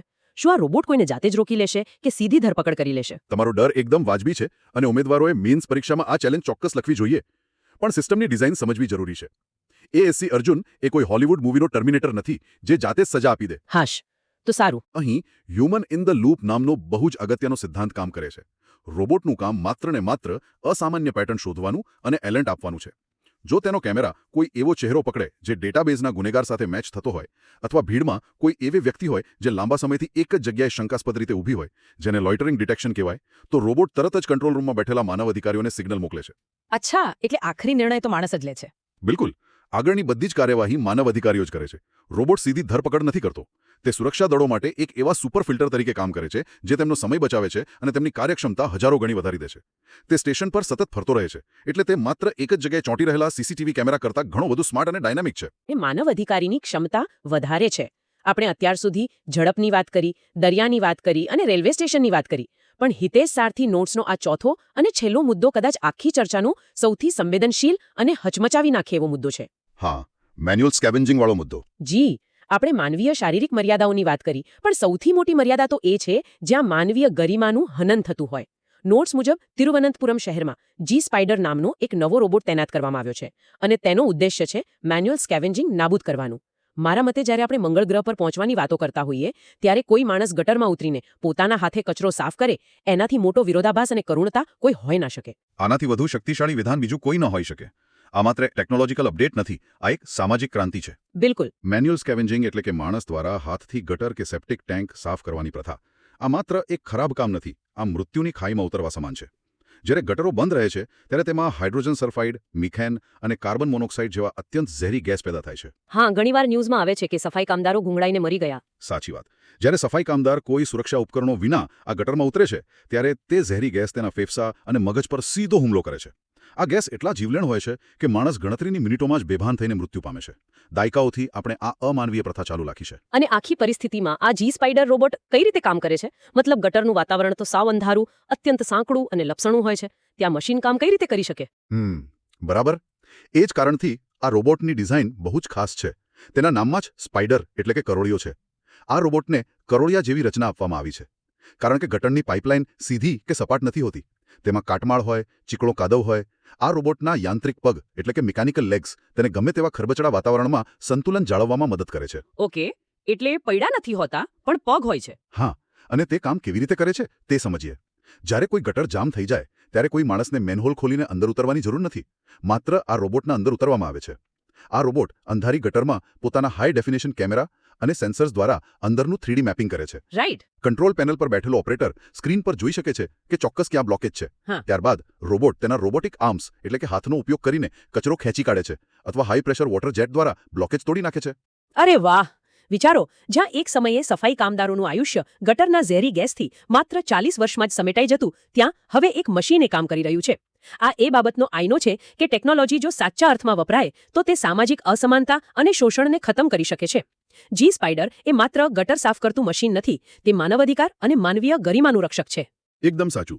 આપણે જે 4 ઉદાહરણો જોયા તે જોવામાં અલગ અલગ ક્ષેત્રોના લાગે છે, પણ મેઇન્સ પરીક્ષા માટે આ બધા જ એક જ તારથી જોડાયેલા છે. ટેકનોલોજી માણસની સીમાઓનું વિસ્તરણ કરી રહી છે. બિલકુલ. હવે આ બધી માહિતી આપણે સમજી તો લીધી, પણ પ્રિલિમ્સ માટે રિવિઝન કરવું બહુ જ જરૂરી છે. હા, અને ખાસ કરીને એક્ઝામ ટ્રેપ સમજવા જ જરૂરી છે. પ્રિલિમ્સમાં ઉમેદવારો સૌથી વધુ ક્યાં ફસાશે ખબર છે? લોકેશનમાં, રાઈટ? એક્ઝેક્ટલી. વિશાખાપટ્ટનમ અને તિરુવનંતપુરમ બંને દક્ષિણ ભારતના શહેરો છે. વિશાખાપટ્ટનમ જે આંધ્રપ્રદેશમાં છે ત્યાં હ્યુમનોઇડ રોબોટ ASC અર્જુન છે અને તિરુવનંતપુરમ જે કેરળમાં છે ત્યાં જી સ્પાઈડર રોબોટ છે. આના માટે મારી પાસે એક બહુ મસ્ત શોર્ટ ટ્રીક છે યાદ રાખવા માટે. અરે વાહ, કહો. જુઓ, આપણે અંગ્રેજી મૂળાક્ષર S પરથી યાદ રાખી શકીએ કે સ્કેવેન્જિંગ, સાફ સફાઈ અને સ્પાઈડર એટલે કે જી સ્પાઈડર જે સાઉથના તિરુવનંતપુરમમાં છે. બધું જ S પરથી. અને એ અક્ષર પરથી અર્જુન અને આંધ્રપ્રદેશની બાજુમાં આવેલું વિશાખાપટ્ટનમ યાદ રાખી શકાય. આ બહુ જ સરસ મેમરી ટ્રીક છે. અને બીજો એક ટ્રેપ છે શિંકાનસેન ટ્રેનનો. પ્રિલિમ્સમાં કદાચ ઓપ્શનમાં લખ્યું હશે કે તે પેસેન્જર ટ્રેન છે, તો ત્યાં ભૂલ ન થવી જોઈએ. તે ફ્રેટ ઓનલી એટલે કે માત્ર માલવાહક ટ્રેન છે. બરાબર. તો ચાલો એક ક્વિક રિવિઝન કરી લઈએ. હા, જાપાનમાં 275 કિમીની ઝડપે દોડતી શિંકાનસેન ફ્રેટ ટ્રેન જે ફાર્મા અને સી ફૂડ માટે છે. આંધ્રપ્રદેશના જુવલ્લાદિન્નેમાં સાગર ડિફેન્સ એન્જિનિયરિંગ દ્વારા સ્વાયત્ત દરિયાઈ જહાજો એટલે કે USV બની રહ્યા છે. રાઈટ. વિશાખાપટ્ટનમ રેલવે સ્ટેશન પર સુરક્ષા માટે ASC અર્જુન નામનો હ્યુમનોઇડ રોબોટ. અને છેલ્લે તિરુવનંતપુરમમાં મેન્યુઅલ સ્કેવેન્જિંગ નાબૂદ કરવા માટે જી સ્પાઈડર રોબોટ. આ 4 ફેક્ટ્સ પ્રિલિમ્સ માટે બ્રહ્માસ્ત્ર સમાન છે. આખી ચર્ચાનો આ બહુ જ સુંદર નિષ્કર્ષ છે. ટેકનોલોજીનો અર્થ માત્ર આપણા હાથમાં રહેલો સ્માર્ટફોન નથી, તે આપણા જીવનના પાયાના ઇન્ફ્રાસ્ટ્રક્ચરને બદલી રહી છે. પણ અહીં આ બધી જ પોઝિટિવ વાતો અને માનવીય મર્યાદાઓના અંતની ચર્ચા વચ્ચે એક વિચાર જરૂર આવે છે. અને હું ઈચ્છીશ કે આ ડીપ ડાઇવનો અંત આપણે એ વિચાર સાથે જ કરીએ. ચોક્કસ જણાવો. આજે આપણે જોયું કે મશીનો અવિરત કામ કરી શકે છે. તેઓ થાકતા નથી, તેઓ જોખમી વાતાવરણમાં જીવતા રહી શકે છે અને તેઓ આંખના પલકારામાં ડેટા પ્રોસેસ કરી શકે છે. જો ધીમે ધીમે આ ઝડપ, આ શારીરિક તાકાત, આ જોખમ ઉઠાવવાની ક્ષમતા અને આ માનસિક ગણતરીઓ આ બધું જ જો મશીનો સંભાળી લેશે તો મનુષ્ય હોવાની વ્યાખ્યા શું રહેશે? બહુ જ ઊંડો પ્રશ્ન છે આ. હા, જ્યારે ભવિષ્યની દુનિયામાં મશીન બધું જ કરી શકશે ત્યારે માનવીય અસ્તિત્વનો મૂળ હેતુ શું બચશે? શું આપણે માત્ર આ મશીનોના સુપરવાઇઝર બનીને રહી જઈશું કે પછી આપણી બુદ્ધિ અને રચનાત્મકતા કોઈ એવા નવા આયામો ખોલશે જેની આપણે આજે કલ્પના પણ નથી કરી શકતા? આ એક એવો જટિલ પ્રશ્ન છે જેનો જવાબ કોઈ સોર્સ મટીરિયલ સીધો નહીં આપી શકે. આનો જવાબ આપણે એક સમાજ તરીકે શોધવાનો છે. એકદમ સાચી વાત. તો ત્યાં સુધી આસપાસ બદલાઈ રહેલી આ ટેકનોલોજીકલ ક્રાંતિ પર નજર રાખો, જિજ્ઞાસુ રહો અને નવા વિચારોને આવકારતા રહો. સતત નવું જાણતા રહો અને પરીક્ષાની તૈયારી મજબૂત કરતા રહો. વિચારો કે કોઈ અજાણ્યો હેકર ભારતના સંરક્ષણ વિભાગનો કે કોઈ મોટી બેંકનો સૌથી સુરક્ષિત ગણાતો પાસવર્ડ વર્ષોમાં નહીં પરંતુ માત્ર થોડી સેકન્ડોમાં જ ક્રેક કરી લેતો. હા, સાંભળવામાં આ કોઈ હોલિવૂડની સાયન્સ ફિક્શન ફિલ્મની વાર્તા જેવું લાગે છે, પણ આ ખરેખર ક્વોન્ટમ કમ્પ્યુટિંગ ટેકનોલોજીનો આવનારો વાસ્તવિક ખતરો છે. બિલકુલ. પણ સારી વાત એ છે કે ભારત પાસે આનો એક મજબૂત અને સંપૂર્ણપણે સ્વદેશી તોડ તૈયાર થઈ રહ્યો છે. આજના આ ડીપ ડાઇવ માસ્ટર ક્લાસમાં આપણે આના વિશે જ વિગતવાર ચર્ચા કરીશું. રાઈટ. અને આ સત્ર ખાસ કરીને યુપીએસસી, જીપીએસસી અને સીસીઈ જેવી સ્પર્ધાત્મક પરીક્ષાઓની તૈયારી કરતા ઉમેદવારો માટે ડિઝાઇન કરવામાં આવ્યું છે. આ કોઈ સામાન્ય ચર્ચા નથી. સાચી વાત. એટલે જ હિતેશ સારથી કરંટ અફેર્સ નોટ્સ અનુસાર આજે આપણે આરોગ્ય, ઉર્જા, પર્યાવરણ અને ડિજિટલ ઇન્ફ્રાસ્ટ્રક્ચરમાં થયેલી સૌથી મહત્વપૂર્ણ રાષ્ટ્રીય અને વૈશ્વિક નવીનતાઓનું ઊંડાણપૂર્વક વિશ્લેષણ કરીશું. અને આપણું મિશન બહુ જ સ્પષ્ટ છે. આજના આ ડીપ ડાઇવનો હેતુ માત્ર કરંટ અફેર્સની માહિતી ગોખવાનો જરાય નથી. આપણે આ સમાચારોને સ્ટેટિક સિલેબસ સાથે જોડવાના છે. કન્સેપ્ટ કેવી રીતે કામ કરે છે તે સમજવાનું છે. હા, અને સૌથી અગત્યનું પ્રિલિમ્સ પરીક્ષામાં નેગેટિવ માર્કિંગથી બચવાનું છે. તો ચાલો સૌથી પહેલા ડિજિટલ યુગના એ ખતરા અને તેના રક્ષણની વાત કરીએ જેનાથી આપણે શરૂઆત કરી હતી. ચોક્કસ. અત્યારે વૈદિક કવચ નામનો એક શબ્દ બહુ જ ચર્ચામાં છે. હા, નોટ્સ દર્શાવે છે કે QNU લેબ્સ અને BISEC-N વચ્ચે ક્વોન્ટમ સેફ સાયબર સુરક્ષા માટે એક મોટી ભાગીદારી થઈ છે. તો મને એ સમજાવો કે આ વૈદિક કવચ ખરેખર શું છે? શું આપણા કમ્પ્યુટરમાં હોય એવા સામાન્ય એન્ટીવાયરસ જેવું કંઈ છે? ના, જરાય નહીં. આ સામાન્ય એન્ટીવાયરસ કરતાં ઘણું વિશાળ અને જટિલ છે. જુઓ, આને સમજવા માટે આપણે પહેલા ક્વોન્ટમ કમ્પ્યુટિંગનો ખતરો સમજવો પડે. અચ્છા, એટલે પેલું જે અત્યારના કમ્પ્યુટર્સ કરતાં અલગ હોય છે તે? પાસવર્ડ તોડવા માટે અબજો ગણતરીઓ કરે છે, જેમાં હજારો વર્ષ લાગી શકે છે. રાઈટ. એટલે જ એ સુરક્ષિત કહેવાય છે. બરાબર. પરંતુ ક્વોન્ટમ કમ્પ્યુટર્સ ક્યુબિટ્સ પર કામ કરે છે. આ ક્યુબિટ્સની ખાસિયત એ છે કે તે એક જ સમયે 0 અને 1 બંને સ્થિતિમાં રહી શકે છે. ઓહ વાહ! એટલે કે ગણતરીની ઝડપ અનેક ગણી વધી જાય. 100%. આથી તેઓ કોઈપણ અત્યંત જટિલ ક્રિપ્ટોગ્રાફી કે પાસવર્ડને માત્ર ગણતરીની સેકન્ડોમાં તોડી શકે છે. આનાથી ભારતનું સંરક્ષણ નેટવર્ક, પાવર ગ્રીડ કે બેન્કિંગ સિસ્ટમ એક જ ઝાટકે હેક થઈ શકે છે. ખરેખર ડરાવનારું છે આ તો. એટલે મારો કહેવાનો અર્થ એ છે કે જો સામાન્ય પાસવર્ડ એક મજબૂત તાળું છે તો ક્વોન્ટમ કમ્પ્યુટર એક એવી માસ્ટર કી છે જે દુનિયાના બધા જ તાળા ખોલી શકે. એકદમ સચોટ ઉદાહરણ આપ્યું તમે. તો શું વૈદિક કવચ એવું તાળું છે જેને આ માસ્ટર કી પણ ન ખોલી શકે? હા, ઉમેદવારો માટે એ જાણવું ખૂબ જ અગત્યનું છે કે આમાં સામેલ સંસ્થા જેનું નામ BISEC-N છે. એટલે પેલી Bhaskaracharya national institute for space applications and geoinformatics. Exactly. એ સંસ્થા ગાંધીનગર, ગુજરાતમાં આવેલી છે. સંરક્ષણ અને જાહેર ઇન્ફ્રાસ્ટ્રક્ચરની સુરક્ષાના આ મોટા પ્રોજેક્ટમાં ગુજરાત સ્થિત સંસ્થાની આ ભૂમિકા તેને પરીક્ષા માટે અત્યંત મહત્વપૂર્ણ બનાવે છે. આનો અર્થ એ કે આત્મનિર્ભર ભારત અંતર્ગત આપણે માત્ર ડિફેન્સના સાધનો જ નહીં પરંતુ સાયબર સાર્વભૌમત્વ પણ સિદ્ધ કરી રહ્યા છીએ. સાચી વાત છે. અને સાયબર સાર્વભૌમત્વની સાથે જ ડિજિટલ ઇકોસિસ્ટમનો બીજો એક કન્સેપ્ટ પણ છે જેને કહેવાય છે 5G ઇનોવેશન હેકેથોન 2026. હા, મેં હિતેશ સારથી નોટ્સમાં આના વિશે વાંચ્યું હતું. આ હેકેથોન ડિપાર્ટમેન્ટ ઓફ ટેલિકમ્યુનિકેશન્સ દ્વારા લોન્ચ કરવામાં આવી છે, જેનો હેતુ 5G, આર્ટિફિશિયલ ઇન્ટેલિજન્સ અને ઇન્ટરનેટ ઓફ થિંગ્સનો ઉપયોગ કરીને સ્ટાર્ટઅપ્સને પ્રોત્સાહન આપવાનો છે. બરાબર. પણ મને અહીં એક કન્ફ્યુઝન છે. આ ત્રણેય ટેકનોલોજી એટલે કે 5G, AI અને IoT અલગ અલગ છે. તો આ બધાને એકસાથે કેમ ભેગી કરવામાં આવી રહી છે? આ બહુ સારો પ્રશ્ન છે. જુઓ, આ ત્રણેય ટેકનોલોજી જ્યારે ભેગી થાય છે ને ત્યારે અસલી ક્રાંતિ આવે છે. ચાલો હું તમને એક વાસ્તવિક ઉદાહરણ આપું. હા પ્લીઝ, ઉદાહરણથી વધુ સારી રીતે સમજાશે. ધારો કે ગુજરાતના કોઈ અંતરિયાળ ગામમાં મેડિકલ ઇમરજન્સી છે અને ત્યાં ડ્રોન દ્વારા લોહી પહોંચાડવું છે. ઓકે. હવે આ ડ્રોનને રસ્તો શોધવા અને અચાનક આવતા અવરોધોથી બચવા માટે AI એટલે કે મગજની જરૂર પડશે. ડ્રોન પર લાગેલા સેન્સર્સ જે તાપમાન અને લોકેશન મોકલે છે તે IoT છે. અચ્છા, એટલે મગજ અને આંખો મળી ગઈ ડ્રોનને. નહીતર ડ્રોન ક્રેશ થઈ શકે. આ સુપરફાસ્ટ સ્પીડ અને ઝીરો લેટન્સી આપણને 5G પૂરી પાડે છે. ઓહ, હવે સમજાયું. એટલે આ હેકાથોન સ્ટાર્ટઅપ્સને આ ત્રણેયનો સમન્વય કરીને વાસ્તવિક દુનિયાની સમસ્યાઓ ઉકેલવા પ્રોત્સાહિત કરે છે. બિલકુલ. અને અહીં પ્રિલિમ્સ માટે ઉમેદવારોએ ખાસ ધ્યાન રાખવું કે આ 5G ઇનોવેશન હેકાથોન 2026 છે. હા, કારણ કે પરીક્ષામાં કદાચ વિકલ્પોમાં 2025 કે 2030 આપીને કન્ફ્યુઝ કરી શકાય છે. આ એક બહુ મોટી ટ્રેપ બની શકે. સાચી વાત. એક ખોટો વિકલ્પ સીધો નેગેટિવ માર્કિંગ તરફ દોરી જાય છે. ચોક્કસ. તો હવે આ ડિજિટલ કનેક્ટિવિટીના વ્યાપને થોડો વધુ વિસ્તાર આપીએ. હિતેશ સારથી કરંટ અફેર્સ નોટ્સ મુજબ રેઝર પે અને સર્વમ AI વચ્ચે વોઇસ કોમર્સ માટે એક ભાગીદારી થઈ છે. આ બહુ જ રસપ્રદ ડેવલપમેન્ટ છે. હા, અને એવું કહેવાય છે કે આના દ્વારા ભારતીય પ્રાદેશિક ભાષાઓમાં અવાજથી પ્રોડક્ટ્સ ખરીદી શકાશે અને પેમેન્ટ કરી શકાશે. પણ એક મિનિટ, વોઇસ કોમર્સ સાંભળવામાં તો એમેઝોન એલેક્સા કે સિરી જેવું જ લાગે છે. તો પછી આ રેઝર પે અને સર્વમ AI આમાં નવું શું કરી રહ્યા છે? જુઓ, એલેક્સા કે સિરી મોટાભાગે અંગ્રેજી અથવા ખૂબ જ શુદ્ધ હિન્દી પૂરતા સીમિત છે. અને બીજું કે તે માત્ર માહિતી આપે છે, જેમ કે ગીત વગાડવું કે હવામાન જણાવવું. રાઈટ, એ તો છે. જ્યારે અહીં વાત કોમર્સ એટલે કે નાણાકીય લેવડદેવડની છે. સર્વમ AIએ ભારતીય ભાષાઓ અને પ્રાદેશિક બોલીઓ પર બહુ ઊંડું રિસર્ચ કર્યું છે. મુખ્ય પરીક્ષાના દ્રષ્ટિકોણથી જોઈએ તો આ માત્ર કોઈ નવી આપ નથી. તો બીજું શું છે? આ ડિજિટલ ફાઇનાન્શિયલ ઇન્ક્લુઝન એટલે કે ડિજિટલ નાણાકીય સમાવેશનો એક જીવંત દાખલો છે. અચ્છા, એટલે કે જે લોકો ભણેલા નથી અથવા જેમને સ્માર્ટફોનના જટિલ મેનુ અને અંગ્રેજી ભાષા સમજાતી નથી, તેઓ માત્ર પોતાના ફોનમાં પોતાની માતૃભાષામાં બોલીને પૈસા મોકલી શકશે. બિલકુલ. જ્યારે કોઈ ખેડૂત કે ગામડાનો કોઈ નાનો વ્યાપારી સ્માર્ટફોન પર ટાઈપ કર્યા વગર માત્ર પોતાની સ્થાનિક ભાષામાં બોલીને ખાતરના પૈસા ચૂકવી શકે, ત્યારે ભાષાકીય અવરોધ ખરા અર્થમાં તૂટે છે. આ ખરેખર પ્રભાવશાળી છે. આ ઇનોવેશન છેવાડાના માનવીને ડિજિટલ અર્થતંત્રના મુખ્ય પ્રવાહમાં લાવવાનું કામ કરે છે. 100%. આપણે જોયું કે કેવી રીતે વોઇસ કોમર્સ ભાષાની ખાઈ પૂરીને લોકોને મુખ્ય પ્રવાહમાં લાવી રહ્યું છે. પરંતુ વિકાસના આ પ્રવાહમાં એક મોટો અવરોધ ઉર્જાનો પણ છે. હા, કારણ કે ડિજિટલ સેવાઓ માટે પાવર તો જોઈએ જ ને. બિલકુલ. જો આપણે ગામડાઓ સુધી ડિજિટલ સેવાઓ પહોંચાડવી હોય અને દેશનો ઔદ્યોગિક વિકાસ કરવો હોય તો ત્યાં સસ્તી અને સ્વચ્છ ઉર્જા પહોંચાડવી એટલી જ જરૂરી છે. અને અહીંથી જ આપણે આપણા બીજા સેગમેન્ટ એટલે કે ઉર્જા સંક્રમણની વાત કરીએ. અને આમાં CSIR NCL દ્વારા ડાયમિથાઇલ ઇથર એટલે કે DME ને LPGના ટકાઉ વિકલ્પ તરીકે ઓળખવામાં આવ્યો છે. એ મુદ્દો બહુ અગત્યનો છે. હા, નોટ્સમાં લખ્યું છે કે આ એક સ્વચ્છ બળતણ છે અને તેને LPG સાથે 8% સુધી ભેળવી શકાય છે. પણ અહીં મને એક મોટો પ્રશ્ન થાય છે. બોલો. શા માટે માત્ર 8%? જો આટલું જ સ્વચ્છ બળતણ હોય તો આપણે સીધું 50% કે 100% કેમ નથી ભેળવી દેતા? આ બહુ જ વ્યાવહારિક અને ટેકનિકલ પ્રશ્ન પૂછ્યો તમે. આને આપણે પેટ્રોલ ઇથેનોલ બ્લેન્ડિંગ સાથે સરખાવી શકીએ. ઓકે, કઈ રીતે? જુઓ, DMEના રાસાયણિક ગુણધર્મો એવા છે કે જો તેને 8%થી વધુ પ્રમાણમાં વર્તમાન LPG સાથે ભેળવવામાં આવે તો તે આપણા ઘરમાં રહેલા ગેસ સિલિન્ડરના રબરના સીલ અને વાલ્વને ખરાબ કરવાનું શરૂ કરી દે છે. ઓ બાપરે, તો ગેસ લીક થવાનો મોટો ખતરો ઊભો થાય. હા, અને જો આપણે 100% DME વાપરવું હોય તો આખા દેશના કરોડો ગેસ સિલિન્ડર, પાઇપલાઇન્સ અને સ્ટોવ બદલવા પડે, જે આર્થિક રીતે અત્યંત ખર્ચાળ અને અશક્ય છે. અચ્છા, એટલે કે આ 8% એ એક એવી જાદુઈ સંખ્યા છે જ્યાં બળતણ પણ સ્વચ્છ બને છે અને આપણે હાલના ઇન્ફ્રાસ્ટ્રક્ચરમાં કોઈ જ ફેરફાર કરવો પડતો નથી. બિલકુલ. અર્થશાસ્ત્રની ભાષામાં આને કોસ્ટ ઇફેક્ટિવ ટ્રાન્ઝિશન કહેવાય.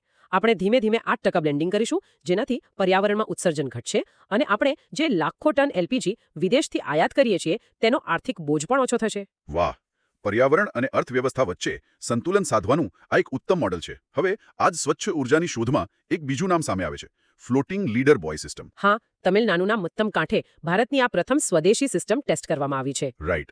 આ સિસ્ટમ સમુદ્રની સપાટીથી 300 મીટર ઊંચાઈએ પવન માપી શકે છે અને તે ઓફશોર વિન્ડ એટલે કે દરિયાઈ પવન પ્રોજેક્ટ્સ માટે ઉપયોગી છે. પણ મારો સવાલ એ છે કે રડાર વિશે તો આપણે સાંભળ્યું છે, પણ આ લીડર શું છે અને આ કામ કેવી રીતે કરે છે? ચાલો આને ડીકોડ કરીએ. લીડરનું પૂરું નામ છે light detection and ranging. Okay. Radar radio waves ફેંકે છે, જ્યારે લીડર લેઝર લાઇટ ફેંકે છે. આ સિસ્ટમ દરિયામાં તરતી હોય છે અને આકાશ તરફ લેઝર ફેંકે છે.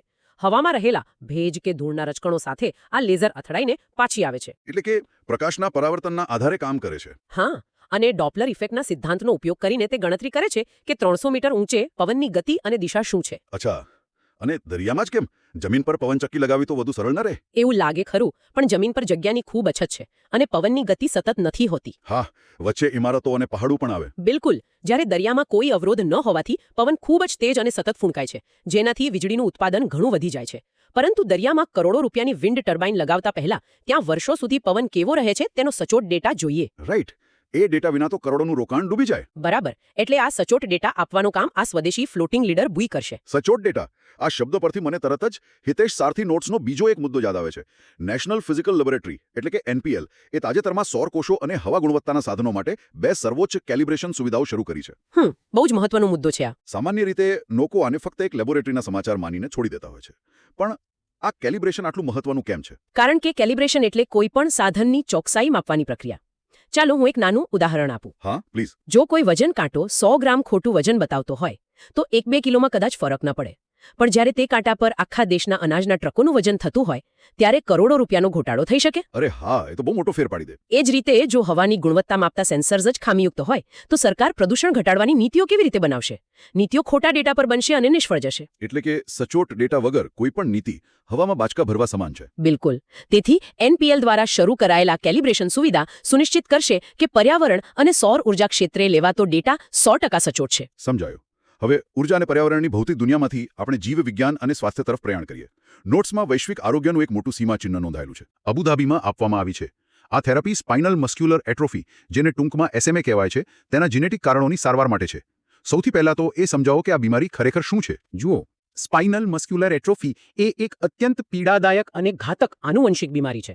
આમાં બાળકના શરીરમાં એવા પ્રોટીનની કમી હોય છે જે સ્નાયુઓને નિયંત્રિત કરે છે. ઓકે. પરિણામે બાળક ધીમે ધીમે હલનચલન કરવાની, ખોરાક ગળવાની અને અંતે શ્વાસ લેવાની ક્ષમતા પણ ગુમાવી દે છે, કારણ કે તેના મોટર ન્યુરોન્સ કામ કરવાનું બંધ કરી દે છે. આ તો ખૂબ જ ગંભીર સ્થિતિ કહેવાય. હા, અને આ બીમારી બાળકના DNA ની અંદર રહેલી એક ખામીને કારણે થાય છે. તો શું આ ITVsમાં થેરાપી દર્દીએ ડાયાબિટીસ કે બીપીની દવાની જેમ આખી જિંદગી રોજ લેવી પડે છે? ના, અને આ જ તો આધુનિક મેડિકલ સાયન્સનો સૌથી મોટો ચમત્કાર છે. આ એક વન ટાઈમ થેરાપી છે. માત્ર એક જ વાર? હા, સામાન્ય દવાઓ માત્ર રોગના લક્ષણોને દબાવે છે, પરંતુ જનીન થેરાપી રોગના મૂળ કારણ પર હુમલો કરે છે. આ થેરાપીમાં વાયરલ વેક્ટર્સનો ઉપયોગ કરીને બાળકના કોષોમાં એક નવું તંદુરસ્ત જનીન દાખલ કરવામાં આવે છે. અચ્છા. આ નવું જનીન પેલું ખૂટતું પ્રોટીન બનાવવાનું શરૂ કરે છે. એટલે કે ખરાબ DNA ને બદલીને નવું સાચું DNA ફિટ કરી દેવામાં આવે છે. આજીવન માત્ર એક જ વાર આ થેરાપી લેવાની હોય છે. અદ્ભુત. આ તો એવું થયું કે કમ્પ્યુટરમાં કોઈ સોફ્ટવેર ખરાબ થઈ ગયો હોય તો રોજ તેને રીસ્ટાર્ટ કરવાને બદલે સીધી તેની અંદરની ખરાબ કોડિંગ લાઈન જ બદલી નાખવી. બિલકુલ સચોટ સરખામણી કરી તમે. આ ખરેખર ક્રાંતિકારી છે. હવે આરોગ્ય અને જૈવ વિવિધતાને જોડતું એક બીજું ઉદાહરણ જોઈએ. નોટ્સમાં લખ્યું છે કે કોસ્ટારિકાએ ઝેરી સાપ ઓળખવા માટે ICP એપ લોન્ચ કરી છે. હા, જે 25 ઝેરી સાપની પ્રજાતિઓ ઓળખવામાં મદદ કરે છે. પણ મારો પ્રશ્ન એ છે કે એક એપ સાપ કરડવાના કિસ્સામાં લોકોનો જીવ કેવી રીતે બચાવી શકે? જો કોસ્ટારિકા એ વિશ્વના સૌથી ગાઢ જંગલો અને જૈવ વિવિધતા ધરાવતા દેશોમાંનો એક છે. ત્યાં સાપ કરડવાના બનાવો બહુ સામાન્ય છે. હવે મેડિકલ સાયન્સમાં ગોલ્ડન અવર એટલે કે શરૂઆતનો સમય બહુ જ મહત્વનો હોય છે. હા, તાત્કાલિક સારવાર મળવી જોઈએ. જ્યારે કોઈને સાપ કરડે છે ત્યારે હોસ્પિટલમાં ડોક્ટર સામે સૌથી મોટો પ્રશ્ન એ હોય છે કે દર્દીને કયો એન્ટીવેનમ આપવો, એટલે કે ઝેર ઉતારવાની કઈ દવા આપવી. ઓકે, એટલે સાપ ઓળખવો જરૂરી છે. બિલકુલ. જો સાપ ઓળખી ન શકાય તો ખોટી દવા દર્દીનો જીવ લઈ શકે છે. આ એપ દ્વારા સાપનો ફોટો પાડીને તરત જ તેની પ્રજાતિ અને પ્રાથમિક સારવાર જાણી શકાય છે. ટેકનોલોજી અને પબ્લિક હેલ્થ મેનેજમેન્ટનો આ એક શ્રેષ્ઠ સમન્વય છે. વાહ, આ ખરેખર એક એવું ઇનોવેશન છે જે સીધું ગ્રાઉન્ડ પર કામ આવે છે. તો હવે આટલી બધી ઊંડી ચર્ચાઓ પછી આ તમામ માહિતીને પરીક્ષાલક્ષી રીતે એકસાથે ગોઠવવાનો સમય આવી ગયો છે. સાચી વાત છે. સિવિલ સર્વિસની પરીક્ષાઓમાં રિવિઝન જ સફળતાની ચાવી છે. ચાલો આજના ટોપ 5 મુદ્દાઓને આપણે ફટાફટ રિવિઝન કેપ્સ્યુલના રૂપમાં જોઈએ. હા, ઉમેદવારોએ આ 5 પોઈન્ટ્સ ખાસ નોંધી લેવા. પહેલું, વૈદિક કવચ. આ યાદ રાખો, QNU લેબ્સ અને BISEG-N દ્વારા સંરક્ષણ માટે બનેલું ક્વોન્ટમ સેફ સોફ્ટવેર.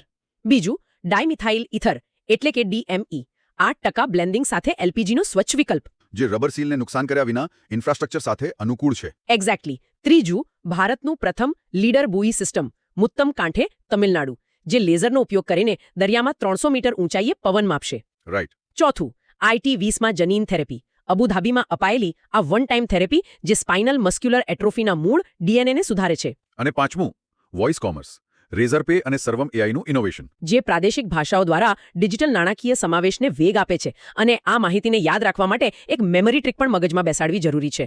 માત્ર ગોખણપટ્ટી કામ નહીં લાગે. હા, તો તમે કોઈ ટ્રીક આપી શકો? જુઓ, પ્રિલિમ્સ માટે આ રીતે યાદ રાખો: સાપ જોવા કોસ્ટારિકા જાઓ, જનીન સુધારવા અબુધાબી જાઓ.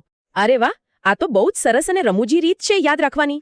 હા, અને આંતરરાષ્ટ્રીય અને રાષ્ટ્રીય સ્તરના મુદ્દાઓને થીમ આધારિત અલગ પાડવાથી મેન્સમાં પણ ફાયદો થાય છે. ખૂબ સરસ.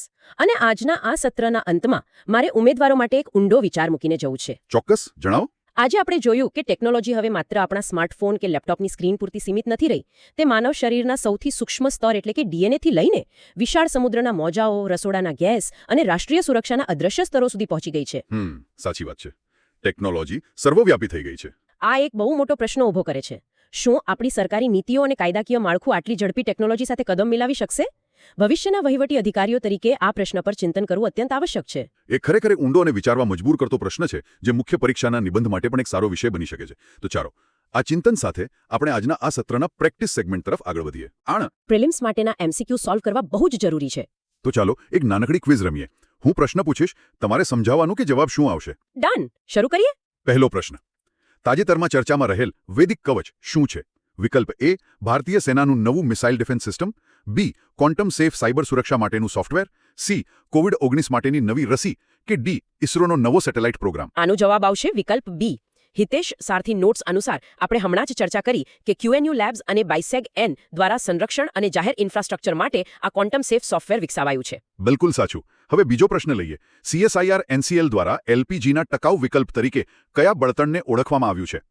એ ઇથેનોલ, બી મિથેનોલ, સી ડાયમિથાઇલ ઇથર, કે ડી ગ્રીન હાઇડ્રોજન. આનો જવાબ સી ડાયમિથાઇલ ઇથર એટલે કે DME છે, જે આપણે વાત કરી એમ 8% સુધી ભેળવી શકાય છે. પરફેક્ટ. હવે એક છેલ્લું MCQ જોઈ લઈએ. ભારતમાં વોઇસ આધારિત પેમેન્ટ સિસ્ટમ વિકસાવવા માટે રેઝરપે કોની સાથે ભાગીદારી કરી છે? એ OpenAI, બી ગૂગલ AI, સી ભાષિની, કે ડી સર્વમ AI.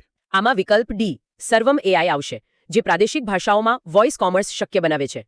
એકદમ સાચો જવાબ. આવા બીજા 7 અગત્યના MCQ અને મેઇન્સ માટેના 3 પ્રશ્નો આપણે નીચે નોટ્સમાં આપેલા છે. હા, ઉમેદવારોએ ખાસ એ બધા પ્રશ્નો જાતે સોલ્વ કરવાનો પ્રયાસ ચોક્કસ કરવો. હા, જેમ કે મેઇન્સનો એક પ્રશ્ન છે કે ડિજિટલ અને આરોગ્ય ક્ષેત્રની નવીનતાઓ માત્ર ત્યારે જ અર્થપૂર્ણ છે જ્યારે તે છેવાડાના માનવી સુધી પહોંચે. આમાં ઉમેદવારોએ વોઇસ કોમર્સ અને જનીન થેરાપીના ઉદાહરણો આપીને ચર્ચા કરવાની રહેશે. બિલકુલ. આ પ્રકારની પ્રેક્ટિસ જ પરીક્ષામાં સાચી સફળતાનો માર્ગ પ્રશસ્ત કરશે. 100%. અને આ સાથે જ આપણે આ ડીપ ડાઇવ માસ્ટર ક્લાસ સમાપ્ત કરીએ છીએ. તૈયારી કરતા રહો અને નોટ્સ રિવાઇઝ કરતા રહો. બેસ્ટ ઓફ લક બધાને. જોવા બદલ આભાર.